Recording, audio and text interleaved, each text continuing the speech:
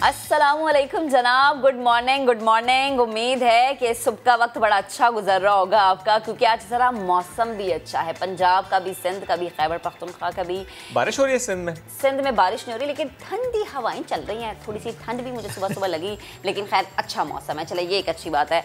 उम्मीद है कि सब ठीक होंगे, पराठे शरोठे खा रहे होंगे, नाश्ते शुरू हो गए होंगे। आपने पराठा खाया? नहीं खिलाया नाश्ता, आपने मुझे करवाना था बेगम के हाथों का आलू का पराठा। और आपने आज सवेरे छेती उठी क्योंकि बेटी स्कूल नहीं जा रही ना, तो वो भी आजकल जल्दी नहीं उठ रहे, तो सब कुछ लगता है जब बच्चे स्कूल ना जा रहे तो छुट्टियां चल रही थी। हाँ ज़रा जब ऑनलाइन क्लास होगी तो उसके हिसाब से वो उठेंगे।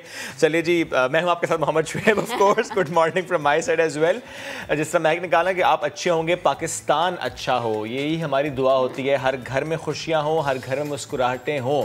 और जब पाकिस्तान की बात होती है, और ज़ाहिर है जब पाकिस्तान की बात हम इन हालात में करते हैं, कोविड की सिचुएशन में करते हैं, तो हम ज़रूर कहेंगे कि जो मौसर हिकमत अमली हो, ठीक है, उसका 100% इम्प्लीमेंटेशन ना होना वो एक मसला ज़रूर है, लेकिन हिकमत अमली का बनाना और उसकी इम्प्लीमेंटेशन की कोशिश करना और इंडिविजुअल लेवल पर कोशिश करना, इससे नताइज नज़र आते हैं।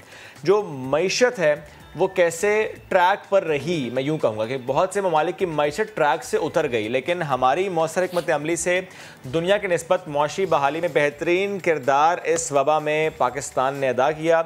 जब हमने अपने नेबर्स में देखा, वो ईरान हो, वो इंडिया हो, कि वहाँ पर वायरस पहले ईरान में, बाद में इंडिया में तेज़ी से फैला, पाकिस्तान ने SOPs पर अमल दरामद यकीनी बनाकर, या जितना मैक्सिमम कर सकते थे वो कर वायरस का जो फैलाव इसे स्लो डाउन किया, और काफ़ी हद तक इसमें हमें कामयाबी मिली। वायरस की जो पहली, दूसरी और तीसरी लहर है, इसमें बड़ी तादाद में हम देख रहे हैं कि आवाम की ज़िंदगी को बचाया गया है। वेंटिलेटर्स की जब किल्लत हुई तो फौरी तौर पर काम किया गया, हेल्थ सेक्टर को मजबूत किया गया, नए वेंटिलेटर्स प्रोक्योर किए गए। पाकिस्तान ने अपने वेंटिलेटर्स बनाने पर भी काम किया, इस्तेदाद बढ़ाई गई। हॉस्पिटल्स में जब ऑक्सीजन की किल्लत पैदा हुई तो उस पर भी काम किया गया, और अब अर्ज़ पाक दुनिया के उन चंद ममालिक में शामिल हो गया है जो कोविड से बचाव की वैक्सीन बना रहे हैं।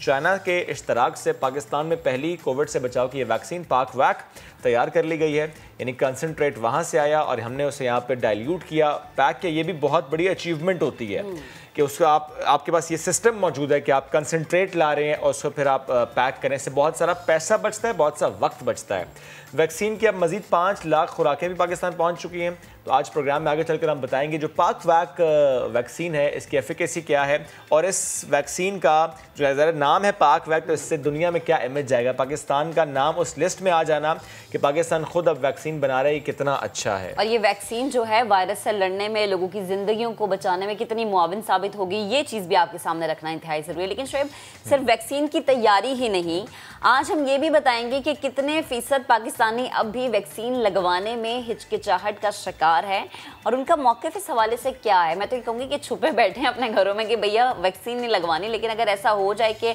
हर घर की चेकिंग हो के जनाब जितने लोग हैं कि उन्होंने वैक्सीन लगवाई है, जैसे हम कहते हैं कि पोलियो के कतरे पिलाए जाते हैं, एक रिकॉर्ड रखा जाता है, तो जनाब ये बड़ा ज़रूरी है।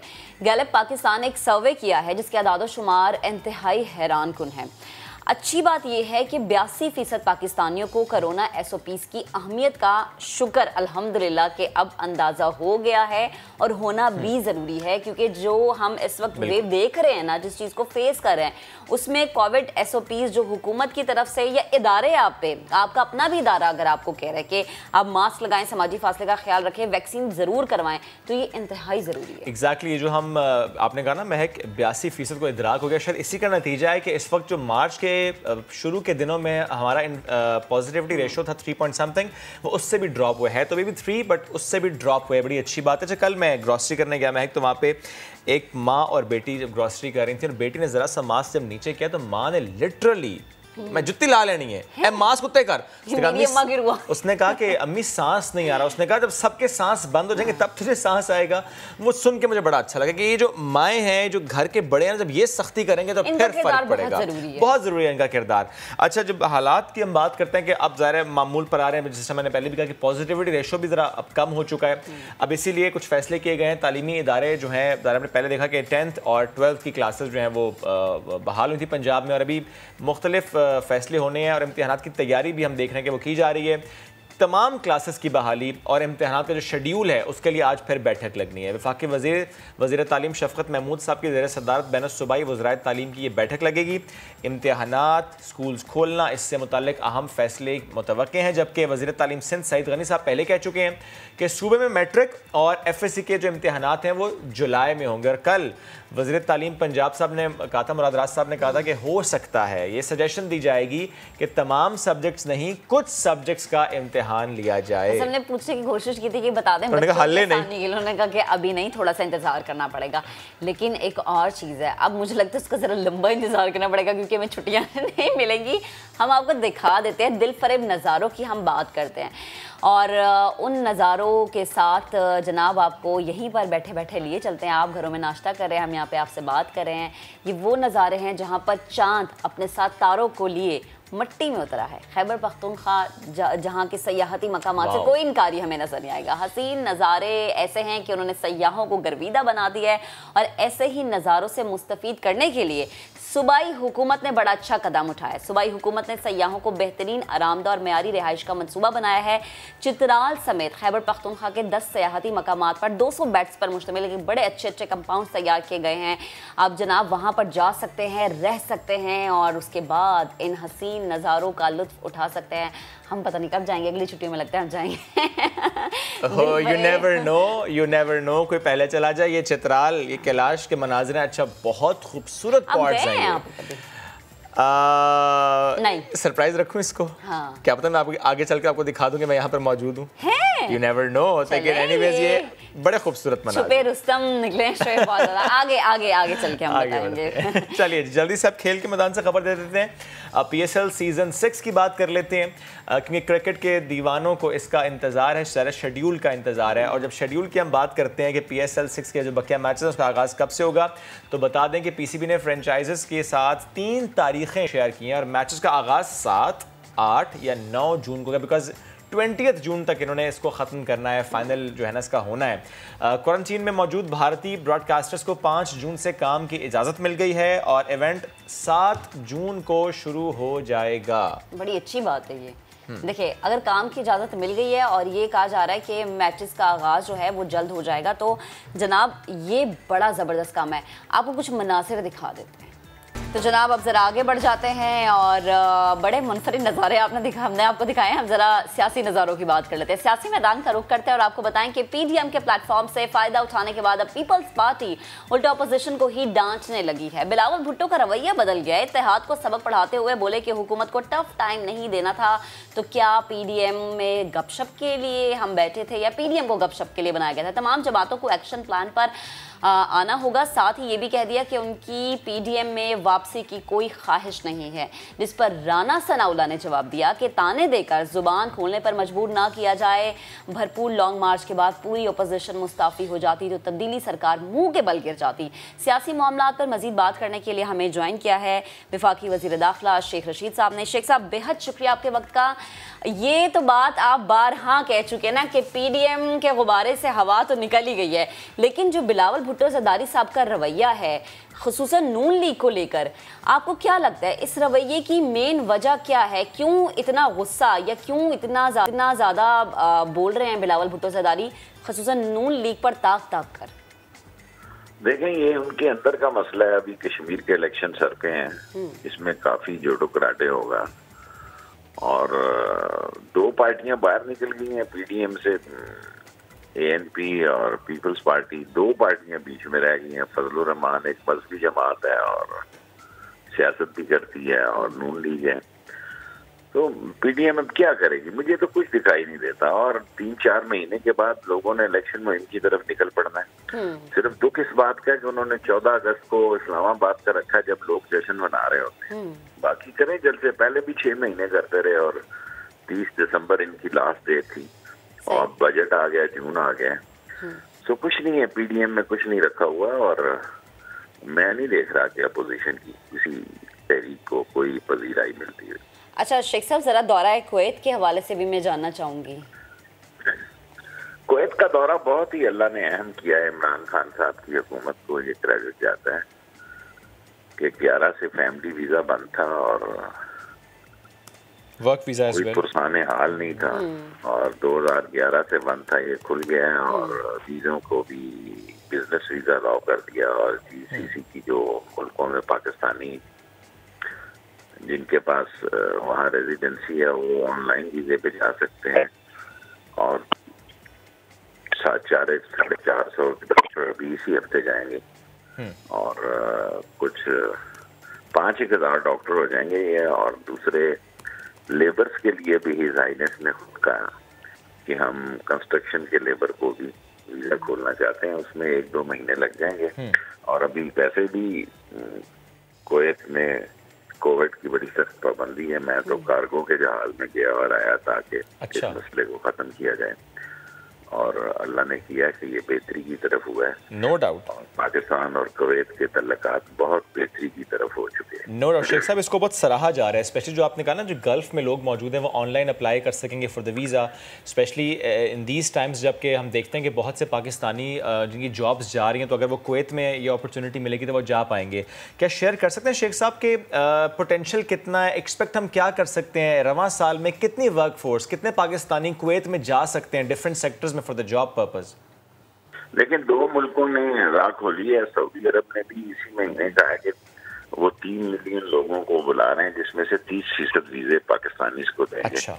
और ये शेख मोहम्मद ने बिन सलमान ने खुद ये कहा। और वहाँ तो आपको पता है ऊपर से जो फैसला होता है वही नीचे जाता है। और इसी तरह हिज हाइनेस ने इंटीरियर मिनिस्ट्री को हदायत दी है कि वीजे जल्द अज जल्द जो है लेबर्स के भी, सो उन्होंने पेट्रोलियम के वीजे खोल दिए हैं और टीचर्स के खोल दिए हैं, डॉक्टर्स के खोल दिए हैं। और इसके साथ सबसे अहम वीजा था फैमिली वीजा, इससे फैमिलीज बहुत डिस्टर्ब थी। फैमिली वीजा और बिजनेस वीजा, कोई भी बिजनेसमैन जो है वो थ्रू चैम्बर ऑफ कॉमर्स अब वीज़ा ले सकता है।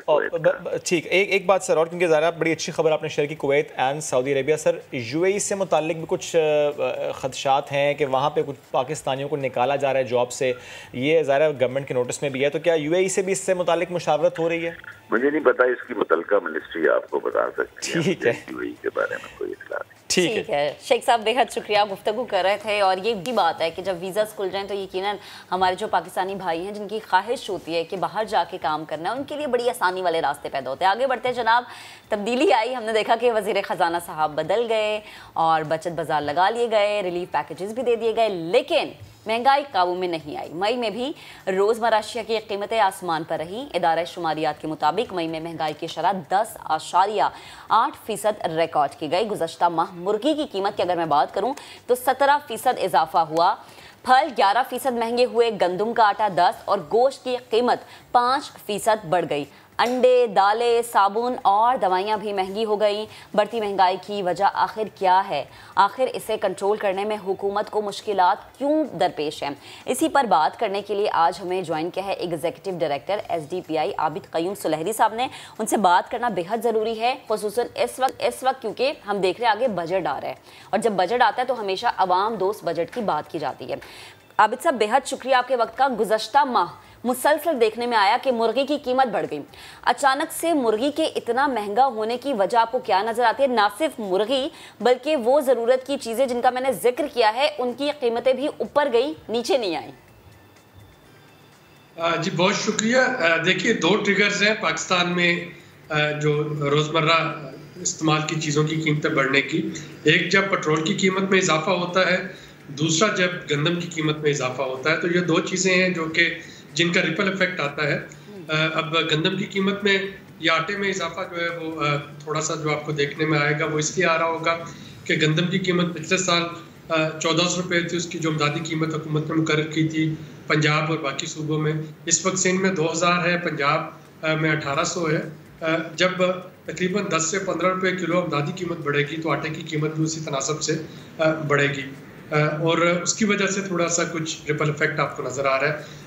दूसरा जो मुर्गी की कीमतें हैं उसमें सोयाबीन की जो बैनुल-अक़वामी कीमतें हैं उनका एक नुमाया रोल है। तकरीबन 70% के करीब सोयाबीन की कीमतें पिछले साल में बढ़ी हैं और सोयाबीन जो है वो एक लाजमी जुज़्व है पोल्ट्री फीड का। तो जो पोल्ट्री फीड पाकिस्तान में महंगी होती जाएगी, पोल्ट्री फार्मर्स के लिए मुश्किल होगा कि वो मुर्गी का रेट जो है उसको कंट्रोल करें। तो ये कुछ चीज़ें थी जिसकी वजह से, यानी कुछ फैक्टर्स हैं जिनकी वजह से कीमतें बढ़ रही हैं।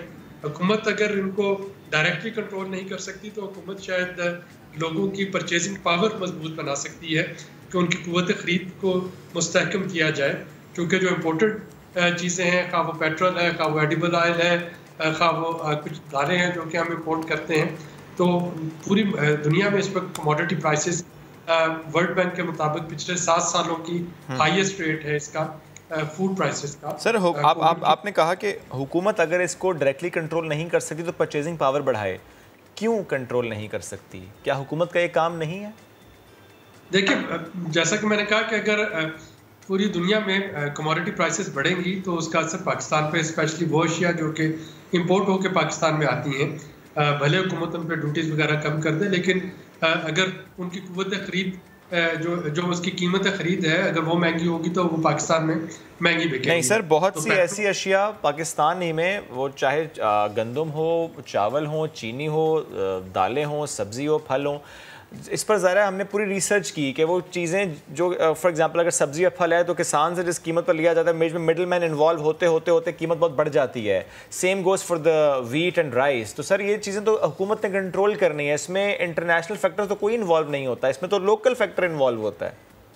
जी, ये वाले जो फैक्टर हैं, जो पेरिशेबल कमोडिटीज़ हैं, स्पेशली सब्जियाँ और फल, इसका ये होता है कि आप देखें कि सीज़न में फ्लक्चुएट करती हैं। एक टाइम वो आता है जब सीज़न में इनकी बहुतात होती है और ये एकदम से इनके दाम गिर जाते हैं और उसके बाद ये बहुत महंगे या नायाब हो जाते हैं। उसके लिए इस बजट में शुनीद है कि हुकूमत कुछ स्टोरेज फैसिलिटीज़ का ऐलान कर रही है प्राइवेट सेक्टर के लिए, ताकि आपका जो मैं सीरीज़ देख रहा था रमज़ान में, आपने एक बहुत अच्छा इस पर सीरीज चलाया था कि कीमतें क्यों महंगी होती हैं खेत से लेके मंडी तक पहुंचने में और फिर कंज्यूमर की प्लेट तक पहुंचने में। तो आपने देखा होगा कि उसमें बुनियादी फैक्टर ये है कि किसान के पास इन पेरिशेबल कमोडिटीज को कहीं पे स्टोर करने के लिए जो कि कोई जगह नहीं है, तो वो होने पौने दामों उनको, स्पेशली जब हार्वेस्टिंग सीजन में उसकी फसल बहुत ज्यादा है तो उसकी और एक बात और भी सर, स्ट्रेटेजिक रिजर्व्स की बात गवर्नमेंट की तरफ से की गई थी, आपको लगता है उस पर काम हो रहा है? स्ट्रेटेजिक रिजर्व्स बनाए जाएं इन अशिया के, स्पेशली आटा, चावल, चीनी, दालें।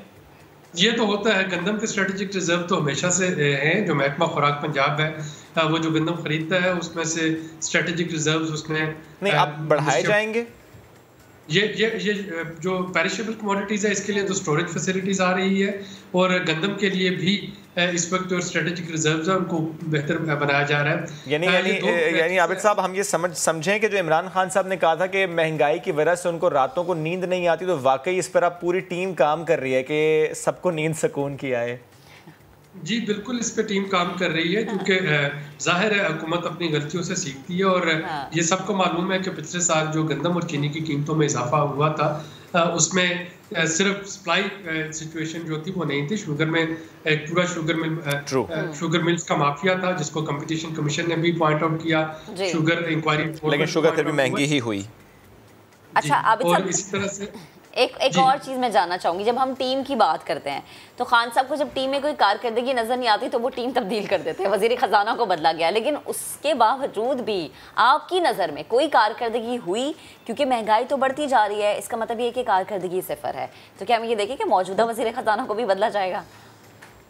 देखिए, ये दो अलग फैक्टर्स हैं। एक फैक्टर है कि ग्रोथ कैसे हासिल करनी है, जीडीपी को कैसे ग्रो करना है, दूसरा फैक्टर है कि महंगाई को कैसे कंट्रोल में करना है, और तीसरा फैक्टर ये है कि लोगों की कीमतें खरीद कैसे बढ़ानी है। ये जो नंबर अच्छे इस वक्त हमें मिल रहे हैं, करंट अकाउंट सरप्लस का, फिस्कल डेफिसिट कम हुआ, एफपीआर का रेवेन्यू बढ़ गया, जीडीपी बढ़ गई, तो ये चीज़ें जो हैं इनको आवाम तक पहुँचाने के लिए जाहिर है ये आप ट्रिकल डाउन इफेक्ट का वेट नहीं कर सकते, तो उसके लिए हुकूमत सोशल प्रोटेक्शन पे काम कर रही है। ये जो एहसास प्रोग्राम में नए इनिशिएटिव्स आ रहे हैं या जो डायरेक्ट सब्सिडीज है उस पर काम कर रही है। इस निज़ाम को मज़ीद बेहतर बनाना होगा ताकि लोगों की क़ुव्वत ख़रीद जो है वो बेहतर हो। जो महंगाई को कंट्रोल करना है उसके लिए बदकिस्मती से हमारे पास जो लोकल गवर्नमेंट का टियर है वो कहीं भी इस वक्त मौजूद नहीं है और वो उसका होना बहुत ज़रूरी है। सिर्फ वफाक इस्लामाबाद में या कराची में या लाहौर में बैठ के आप बदीन की महंगाई या इसमें कोई शक नहीं सर, ज़ाहिर है इसमें प्रोविंशियल गवर्नमेंट्स का बहुत रोल है, इसमें लोकल सतह पर बहुत ज़्यादा काम होना चाहिए, स्पेशली मैं कहूँगा कमिश्नर्स को बहुत ज़्यादा इसमें रोल प्ले करना होगा। लोकल गवर्नमेंट होनी चाहिए, काम तो बाद में होगा, होनी चाहिए। Thank you very much sir, साथ मौजूद थे आप और इससे मुतालिक हमसे जब भी महंगाई को कंट्रोल करने की हम बात करते हैं यहीं पर आकर गुफ्तगू ख़त्म होती है कि लोकल गवर्नमेंट का इसमें रोल होना चाहिए। एक ब्रेक लेंगे, वापस आएंगे, stay with us. Welcome back जनाब। जरा अवामी मसलों की बात कर लेते हैं। विफाकी हुकूमत के अदादो शुमार के मुताबिक तो मुल्क में ज़रूरत से ज़्यादा बिजली पैदा की जा रही है और इजाफी बिजली इस्तेमाल ना होने के बावजूद हुकूमत को इसकी कीमत अदा करना पड़ती है। लेकिन इसके बरक्स अगर हम बड़े शहर यानी कराची की बात करें तो हर साल गर्मी बढ़ती जा रही है, बिजली की लोड शेडिंग में इजाफा होता है। गैर एलानिया लोड शेडिंग के बायस अवाम, कारोबारी तबका और तलबा को शदीद परेशानी का सामना है। रात के औकात में बिजली गायब होने से घरों में गुजारा मुश्किल हो जाता है, लोग सड़कों पर नजर आते हैं। शहरियों का तवील लोड शेडिंग पर क्या कहना है, किस तरह से अपने गम और गुस्से का वो इजहार कर रहे हैं, आपको दिखाते हैं।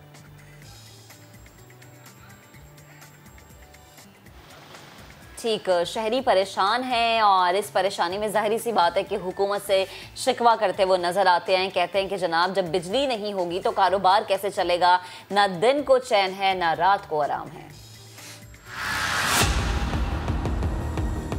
लेकिन सुबह 6 बजे लाइट जाती है, सारे सोए होते, आँख बच्चे उड़ जाते, रोना शुरू, बच्चे सबकी नींद ख़राब, गर्मी। उसके बाद 8-10 बजे दोबारा जाती है 2 घंटे के लिए, फिर जाती है 2:30 बजे, फिर इसके बाद रात को 2 बजे दोबारा जाती है, कभी 1 बजे जाती है। पूरा लियारी हाथ जोड़ जोड़ के कहता कि केटी वालों लियारी पे रहम करो, कराची पे रहम करो। एक तो बिल इतना ज़्यादा बेचते हैं, किसी गरीब के घर में 8,000, 10,000, 15,000 बिल आता है। इधर भी लोग परेशान है, लाइट नहीं होती है। इस गर्मी में लोग क्या करें, किधर जाए। कि इलेक्ट्रिक वालों को तो मैं हाथ जोड़ के माफ़ी मांगता हूँ भाई, हम लोगों से क्या खता हुई, आप इतने बिल दे रहे हैं, लाइट के बावजूद, जाने के बावजूद भी आप इतनी वो कर रहे हैं, हमारे साथ जुल्म कर रहे हैं, या ज़्यादती कर रहे हैं हमारी कराची के अवाम के साथ। लोग गर्मी से सड़ रहे हैं, मर रहे हैं, ये है।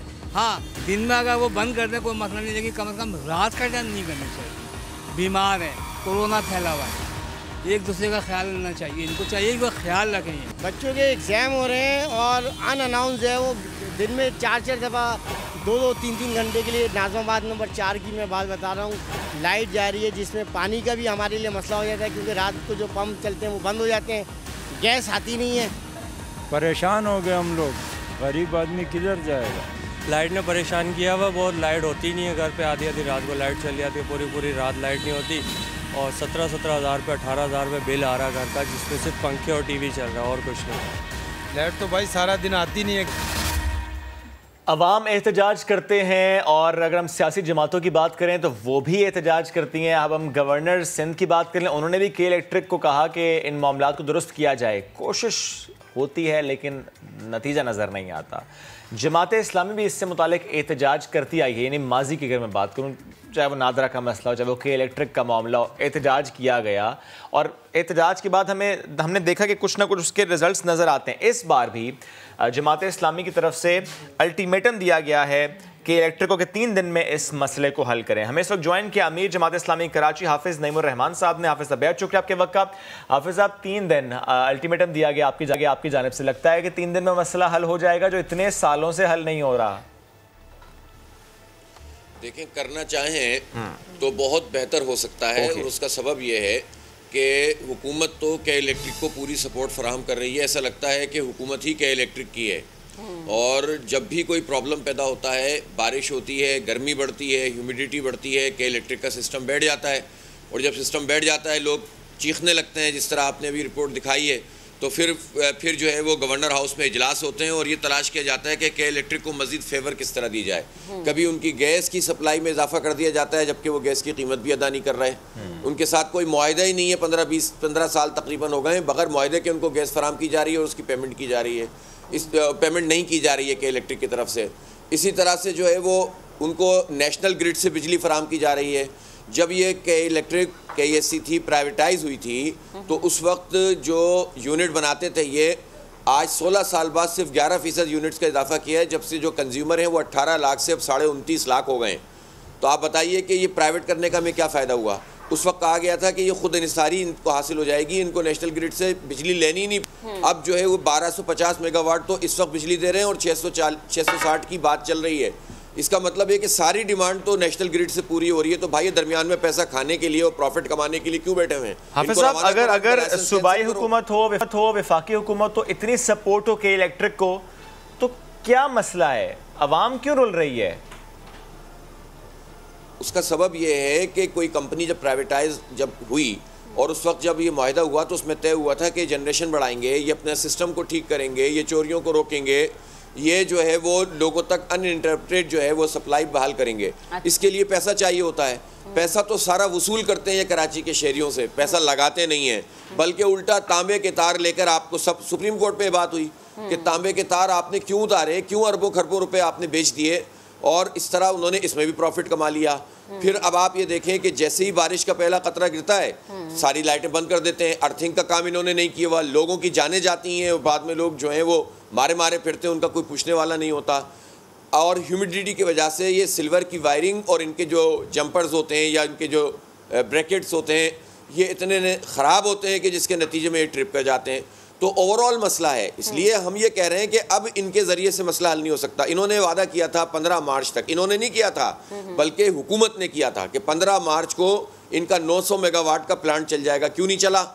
अभी तो लॉकडाउन की वजह से रात को वैसे भी जो है वो हमारी डिमांड कम है, फिर भी ये लोड शेडिंग कर रहे हैं। 7.5 घंटे की लोड शेडिंग होने के बाद जब 4 और 5 घंटे लोड शेडिंग करते हैं तो आप सोचें आवाम का क्या हाल होगा। बिल्कुल हाफिज साहब, यही तो सवाल है कि आवाम तो बेचारे चीखते चिल्लाते रहते हैं और जब बिल आता है तो उनकी और चीखें निकल जाती हैं कि बिजली आती नहीं, बिल इतना ज्यादा आ जाता है। 3 दिन का आपने अल्टीमेटम दिया, लेकिन देखें जो इनको स्लैब सिस्टम भी देखें, जी जो मैं कह रहा हूँ कि इनको स्लैब भी जो है ना उनकी मर्जी का दे दिया गया है। पहले ये होता था कि भाई आप 100 यूनिट तक इस्तेमाल करेंगे तो अलग स्लैब है, 300 का अलग है, उसके बाद का अलग है। अब आपने अगर 300 से ऊपर किया तो 300 पे एक लगेगा और उसके ऊपर अलग लगेगा। 700 किया तो 700 तक एक स्लैब लगेगा 19.5 रुपए का। तो आप मुझे बताओ, और उसके बाद ये बिल्कुल दुरुस्त बात है। ये जो आपने पॉइंट रेस किया सर, ये बहुत वैलिड पॉइंट है, लेकिन आप भी रेस कर रहे हैं, मीडिया पर भी इस पर बात होती है, लेकिन हल कोई नहीं आता। अवाम का कोई भी हमें ऐसा शख्स नजर आता है जो अवाम का दर्द रखे इस हवाले से। देखें, हल है हुकूमत के पास। जब हुकूमत के इलेक्ट्रिक की हिमायत में सुप्रीम कोर्ट में जाकर ये कहे कि जो इनकी 300-400-500 अरब रुपए की लायबिलिटीज़ हैं इनसे बात ना की जाए और इनको जो है सहूलत फराम की जाए। जब नदीम बाबर के इलेक्ट्रिक से इनका कॉन्फ्लिक्ट ऑफ इंटरेस्ट हो, आरिफ नकवी एडवाइजरी काउंसिल के मेंबर हों और वो सबसे बड़े चोर साबित हुए दुनिया भर में, जब ताबिश गौहर जो पहले हमारा खून चूसते थे अब उनके मेंबर हों इमरान खान साहब के, तो जब हुकूमत ही इन सारी माफियाज के सरपरस्तों पर मुश्तमिल हो तो रिलीफ मुझे और आपको कैसे मिलेगा? हम यही तो कह रहे हैं, फॉरेंसिक ऑडिट करें। ये सारी जमातें जो हैं, नून लीग ने भी इनको सपोर्ट की, MQM के ज़माने में पहली दफ़ा बिका मुशर्रफ के साथ, पीपल्स पार्टी ने दोबारा बेचा, 30 अरब रुपये हमारी जेब से अदा हुए, आवाम की जेब से। और अब ये हुकूमत, तो सारी हुकूमतें चूँकि इनसे पैसे लेती हैं, अबराज ग्रुप इनको फंडिंग करता है और हमें ये भी नहीं पता कि असल में अबराज ग्रुप है या उसके पीछे कौन है।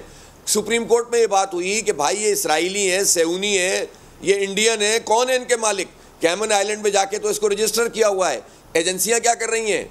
लॉ एंड ऑर्डर, ये जो हमारी इदारे हैं इनका काम है कि देखें कि मुल्क दुश्मन लोग अगर इसके इलेक्ट्रिक के पीछे हैं, जो हमारा स्ट्रेटेजिक हिस्सा है, 16 साल से खून चूस रहा है, तो ये जो स्ट्रेटेजिक हमारा पार्ट है इसके पीछे अगर इसराइली और इंडियन अगर मौजूद हैं जिसके बारे में स्पेकुलेशन होती हैं, तो फिर हमारे मुल्क का अल्लाह ही वारिस है। तो हाफिज साहब, ये जो पॉइंट्स आप रेज कर रहे हैं, इनको सोवेरेन गारंटी क्यों दी हुई है? ये जो पॉइंट्स आप रेज कर रहे हैं इससे मुतालिक आपको ज़ाहिर है काफ़ी इन्फॉर्मेशन है, आप लोग एहतजाज भी कर रहे हैं, अल्टीमेटम भी देते हैं, तो why don't you go to the court? तो देखें, अब इनको नोटिस लेना चाहिए ना। ये मैं तो नहीं कह रहा, ये सुप्रीम कोर्ट में बात हुई है। अच्छा। चीफ जस्टिस साहब ने कहा कि भाई इनके पीछे असल मालिकान कौन है। तो ये तो मेरी बात नहीं है, पाकिस्तान के सबसे मोतबर इदारे की बात है ना। नहीं, लेकिन अगर कोर्ट के कहने के बावजूद इस पर काम नहीं हो रहा, तो आपको नहीं लगता कि किसी को अवाम का ये दर्द समझते हुए अवाम का नुमाइंदा, क्योंकि ज़रा आप नुमाइंदा जमात हैं, कोर्ट दोबारा जाना चाहिए कि कोर्ट ने एक सवाल उठाया था उसका जवाब क्यों नहीं मिल रहा? मेरे भाई शुएब, मैं तो 6 साल से सुप्रीम कोर्ट ऑफ पाकिस्तान में हम पिटिशनर हैं और हाई कोर्ट्स में इतनी पिटिशन मौजूद हैं। हमें अफसोस ये होता है, नेपरा रेगुलेटरी अथॉरिटी है, आपको याद होगा पिछली मरतबा इसकी हेयरिंग में हम भी गए थे, और इसका क्या इशू था कि इनकी जो एक्सक्लूसिविटी है कि सिर्फ एक ही कंपनी क्यों, इसको सिर्फ ख़त्म कर दिया जाए। इतनी मीठी मीठी बातें चेयरमैन नेपरा ने की, लेकिन जब फैसला आया तो वो के इलेक्ट्रिक के हक में है। इसलिए मैं इस हतमी नतीजे पर इस पूरी जिद्दोजहद के बाद पहुंचा हूं कि इन पार्टियों में जो हुकूमत में शामिल है और नेपरा, और बल्कि अब तो अदालत पे भी सवाल उठ रहा है अगर चीफ जस्टिस साहब नोटिस नहीं लेंगे। जाहिर है कि सवाल तो उठेगा। 3 करोड़ से जायद कराची के लोगों का कोई नहीं है। कोर्ट की हेयरिंग होती है, चीखते चिल्लाते हैं, और उसके बाद होता वही है कि इलेक्ट्रिक की बदमाशी भी चलती है, सड़कें भी नहीं बनती, हमारे बारिश आएगी तो हम डूबेंगे भी, और कराची का कोई पूछने वाला नहीं है। और जो कराची ट्रांसफॉर्मेशन प्लान है, नाअहली की वजह से 3 दिन का अल्टीमेटम अगर नहीं होता, जो कि लग रहा है कि नहीं होगा, फिर आगे आपकी जमात या आप क्या स्टेप लेंगे कराची की आवाम के लिए, इनकी बहाली के लिए, इनकी बेहतरी के लिए? देखिए, हम क्या कर सकते हैं? हम बंदूक लेके किसी को मार तो नहीं सकते। हम एहतजाज कर सकते हैं, हम चीख सकते हैं, हम कराची के आवाम के साथ खड़े हो सकते हैं और इन सारी पार्टियों को एक्सपोज कर सकते हैं कि यार इनको वोट डालते हो, इनसे तुम तवक्को बांधते हो, इनके हाथ में तुम इख्तियार देते हो जो तुम्हारी माफियाओं के साथ खड़े होकर तुम्हारा बेड़ा गर्क करते हैं। अब हमारे पास यही जमहूरी रास्ता है कि आवाम को सिखाएं कि हमारा साथ दो। जब हम बगैर किसी इख्तियार के तुम्हारा नादरा का मसला हल करते हैं, बिजली के मसले के लिए खड़े होते हैं, तो भाई हमें एम्पावर करो, अपना वोट भी दो, ताकि इंशाअल्लाह हम मिलकर फिर इन सब नाफियाज को पकड़ेंगे। और जमात ही पकड़ सकती है कराची में, और कोई नहीं पकड़ सकता, ये मैं बता दूं आपको। ठीक है, हाफिज़ नईमुर रहमान साहब साथ मौजूद थे आप, और एक हमसे गुफ्तगू कर रहे थे। एहतजाज की बात जब हम करते हैं, ज़ाहिर है एहतजाज ही वाहिद एक रास्ता रह जाता है जब भी किसी मसले को उजागर करना होता है। एक छोटी सी ब्रेक लेंगे, वापस आएंगे, साथ रहिए। Welcome back. लेकर चलते हैं अमेरिका। खबर यह है कि पैराशूटर तारों के दरमियान फंस गया। ये वाक़या पेश आया कैलिफोर्निया में, जहां पैराशूटर ज़मीन पर उतरने की समत का तयन नहीं कर सका और बिजली के तारों में जा फंसा। फायर फाइटर हुकाम ने पैराशूटर को रेस्क्यू करने के लिए सबसे पहले मकामी इलाके में बिजली के निज़ाम को मुअत्तल किया ताकि उसे बाहिफाजत ज़मीन पर लाया जा सके। बाद में फायर फाइटर की जद्दोजहद रंग लाई और पैराशूटर को बाहिफाजत रेस्क्यू किया गया। हो सकता है हवा भी तेज़ चल रही है, उसमें भी हो जाता है कि पैराशूटर जो है फिर नीचे नहीं पहुँच पाता और तारों में जो है वो फंस जाता है। आपने कभी ट्राई किया है? अब मैंने पैराशूटिंग तो की, लेकिन अल्हम्दुलिल्लाह फंसा नहीं था। जब हवा तेज़ थी तो उन्होंने मुझे करवाई नहीं थी। उन्होंने कहा था जब हवा अपने हमारे हिसाब से होगी तब आपने करना है। वैसे भी अभी पतले ऐसे ही उड़ जाएंगे, निकल जाएंगे इधर से आप। चलें जी, अगली खबर है बरतानिया से, जहां अब ड्राइवर के बगैर चलने वाली बसें सड़क पर आ गई हैं। गुज़श्ता रोज़ की बात है जब कैम्ब्रिज में खुदकार बस ने 2 मील का सफर तय किया। ऑटोमेटिक इलेक्ट्रॉनिक बस के चलने के दौरान सड़क पर आम ट्रैफिक भी रवां दवा रही, जबकि इलेक्ट्रिक बसों में 10 मुसाफिरों के बैठने की गुंजाइश है। ग्रेटर कैम्ब्रिज पार्टनरशिप का कहना है कि गाड़ियों में शहर में सफ़र को तब्दील करने की सलाहियत है। वैसे ये अगर हम सोचें कि पाकिस्तान में कब होगा? नहीं, अच्छा पाकिस्तान में आप ले आए और भाई यहाँ ड्राइवर के साथ ना कंडक्टर भी चाहिए जो कहता है गोल रे गोल रे गोल रे गोल रे गोल रे, आजो आजो आजो ले जाओ ले जाओ ले जाओ। वो रुक रुक के सवारी चढ़ाता भी है, उतारता भी है। याद आ गई लोरा लोरा ये बस यहाँ नहीं चल सकती, हमारे यहाँ माहौल ही कुछ अलग है। कभी अच्छा यहाँ पे स्टॉप नहीं जाता कुछ भी। स्टॉप भी अपनी मर्जी का होता है। मेरा स्टॉप मेरी मर्जी, मेरा मुसाफिर मेरी मर्जी, मेरी बस मेरी मर्जी। तो ये ऑटोमेटिक कुछ नहीं होता। कंडक्टर वाली बस चाहिए हमारे यहाँ, जाना पड़ेगा इसको लेने के लिए। चलिए जी, एक और खबर है हमारे पास। रोलर कोस्टर राइड में सवार एक शख्स ने हवा में फोन को कैच कर लिया। नहीं सुटिया किन्ने सी, अच्छा नहीं किसी और का फोन गिर रहा था और उसने कैच कर लिया। Wow, very different visuals. कैमरे की आंख में महफूज भी हुआ। और ये बार्सिलोना के थीम पार्क में पेश आया वाक़या, जहां न्यूजीलैंड से आया एक शख्स हीरो बना। रोलर कोस्टर राइड जिसमें तेज़ हवा के बायस इंसान की आंखें ही मुश्किल से खुलती हैं। ऐसे में एक शख्स का फ़ोन हाथ से छूट कर नीचे की तरफ गिरने लगा, जिसे न्यूजीलैंड के उस शख्स ने पकड़ लिया। अच्छा, हो सकता है वो जो शख्स का फ़ोन गिरा था वो कोई वीडियो ही बना रहा हो, तो वो वीडियो भी शायद रिकॉर्ड हुई अपनी वो मे बी वेल्फी बना रहा होगा तो वो गिर गई होगी। चलें, ये वैसे जब आप ऐसे काम करते हैं आप हीरो बन जाते हैं। अच्छा, इमेजिन करें हमारे क्रिकेटर अक्सर ना सामने नजर आती बॉल कैच नहीं कर पाते, ये रोलर कोस्टर में उसने मोबाइल कैच कर लिया है। इसे भर्ती करो पाकिस्तानी क्रिकेट टीम में। लेकिन अभी हमारी क्रिकेट टीम मौजूद है जनाब अबू धाबी में। अल्लाह करे थोड़ा अच्छा खेलें, क्योंकि बड़ा जो जितना शेब को क्रिकेट से प्यार है, बहुत ज्यादा जुनून की हद तक जितना क्रिकेट फीवर इनके सर में सवार रहता है। टिकट ज़ाया करा दिया मुझे अबू धाबी, आप भेजे, मैं वहाँ जाके मैच देखना चाहता हूँ। नहीं, अब हम आपको कहीं और भेजेंगे। चलें ठीक है, जहाँ आप कहेंगे फ्लाइट लेके आप जाएं कहीं और जहाँ। अच्छा, जहाँ तक सोलो फ्लाइट की बात है, मुझे वो खबर याद आ गई आपको, PIA ने जो नया काम शुरू किया है महक, जबरदस्त काम है वो, आप जा रहे हैं? इंशाल्लाह वो स्कर्दू आप जाएं जनाब, और रास्ते में जो है ना K2 और बाकी जो आपकी वहाँ पे पहाड़ी चोटियाँ हैं, ग्लेशियर्स, उनको देखते देखते आप जाएं। लेकिन एक चीज़ है कि जो जिस में बैठ के जाना है ना, बस वो अच्छा हो। जहाज अच्छा हो, वो जहाज ना हो, जहाज हो। अच्छा जी, आगे बढ़ते हैं। जब हम क्रिकेट की बात करते हैं, क्रिकेट लवर्स की बात करते हैं, क्रिकेटर की बात करना बेहद ज़रूरी है। टेस्ट क्रिकेटर ताबिश खान कहते हैं कि जब वालिदा को उनकी सिलेक्शन का पता चला तो वो सजदे में गिर गई। आप देखेंगे माँ तो वो हंसती है कि छोटी सी भी कामयाबी मिलती है ना तो उससे लगता है कि उसके बेटे ने पूरी दुनिया या बच्चे ने पूरी दुनिया फतह कर लिया है। डेब्यू से कबल पूरी सीरीज नींद नहीं आई। आइंदा मैचेस में मैच विनिंग परफॉर्मेंस देने की उन्होंने कहा कि मैं कोशिश करूंगा। समा के नुमाइंदे हुज़ैफा खान से उन्होंने खुसूसी गुफ्तगू की है, आपको दिखाते। फर्स्ट क्लास क्रिकेट में विकेटों के अंबार लगाने वाले तो नहीं 200 नहीं बल्कि 599 खिलाड़ियों को पवेलियन वापस भेजने वाले टेस्ट क्रिकेटर ताबिश खान हमारे साथ मौजूद हैं। इनसे बात करते हैं। ताबिश, कैसे हैं आप और आजकल क्या मसरूफियात हैं? अल्हम्दुलिल्लाह मैं बिल्कुल ठीक हूँ। और मसरूफियात एक क्रिकेटर की, एक स्पोर्ट्समैन की जो होती हैं वही मसरूफियात हैं, कुछ अलग नहीं है। कराची का एक आम लड़का जो होता है वो गलियों से क्रिकेट शुरू करता है, तो आपके सफ़र किस तरह शुरू होता है? समझ लें कि मैं अपने घर के सहन से क्रिकेट स्टार्ट किए। तो अपने घर के सहन में मैं बहुत क्रिकेट खेला करता था, और उसके बाद फिर गली में क्रिकेट खेलना शुरू की, फिर उसके बाद स्कूल लाइफ में खेली, फिर उसके बाद कॉलेज लाइफ में खेली, फिर आहिस्ता आहिस्ता ये एक प्रोफेशन में तब्दील होता गया। आप जो है वो आउट करना शुरू हुए, आपने सीज़न भी टॉप करा ट्रॉफ़ी का, उसके बाद बारहा आप जो है वो नाम आपका आता है कि ताबिश खान एक फास्ट बॉलर है, लेकिन टीम तक नहीं पहुँच पाते। जो 19-20 साल की जर्नी है, इसमें मैंने कहा ना कि मैंने अपनी ज़िंदगी में प्लान बी रखा ही नहीं था। मेरा प्लान यही था कि अगर खुदा खास्ता मैं टेस्ट नहीं भी खेलता तो मैं इसी प्लान से चलता रहता।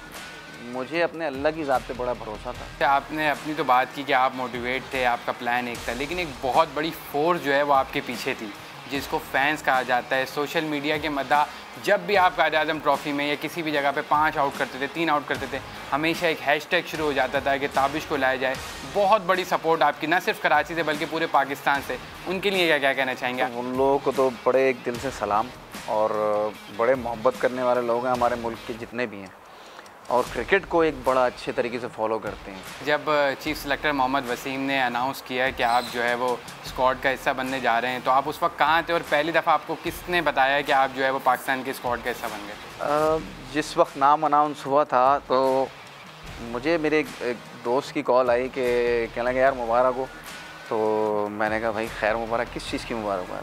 कह रहे भाई नाम आ गया तुम्हारा। तो मैंने कहा यार मजाक करा है शायद ऐसे ही ना। मैंने कहा यार ये तो तुम हमेशा बोलते हो। दोस्त को मैंने यही कहा, मैंने कहा कोई नाम नहीं आया होगा, मैं जा रहा हूँ काम से, मस्तियाँ नहीं करो, मजाक नहीं करो। तो मैं बाहर आया, तो बाहर आके फिर मैंने टीवी खोला, तो इतने में मेरा फ़ोन बजना शुरू हो गया बार बार। अच्छा, मेरी अम्मी जा रही थी बाहर, तो मैंने उनको रोका, मैंने कहा अम्मी नाम आ गए। कहने यार ये छोड़ो तुम, मैं जा रही हूँ काम से, तुम हमेशा ही बोलते हो। और ये कह के बाहर जाने लगी। मैंने कहा रुक तो नहीं, 2 मिनट तो रुके, देख लेते हैं क्या पता आ गया हो।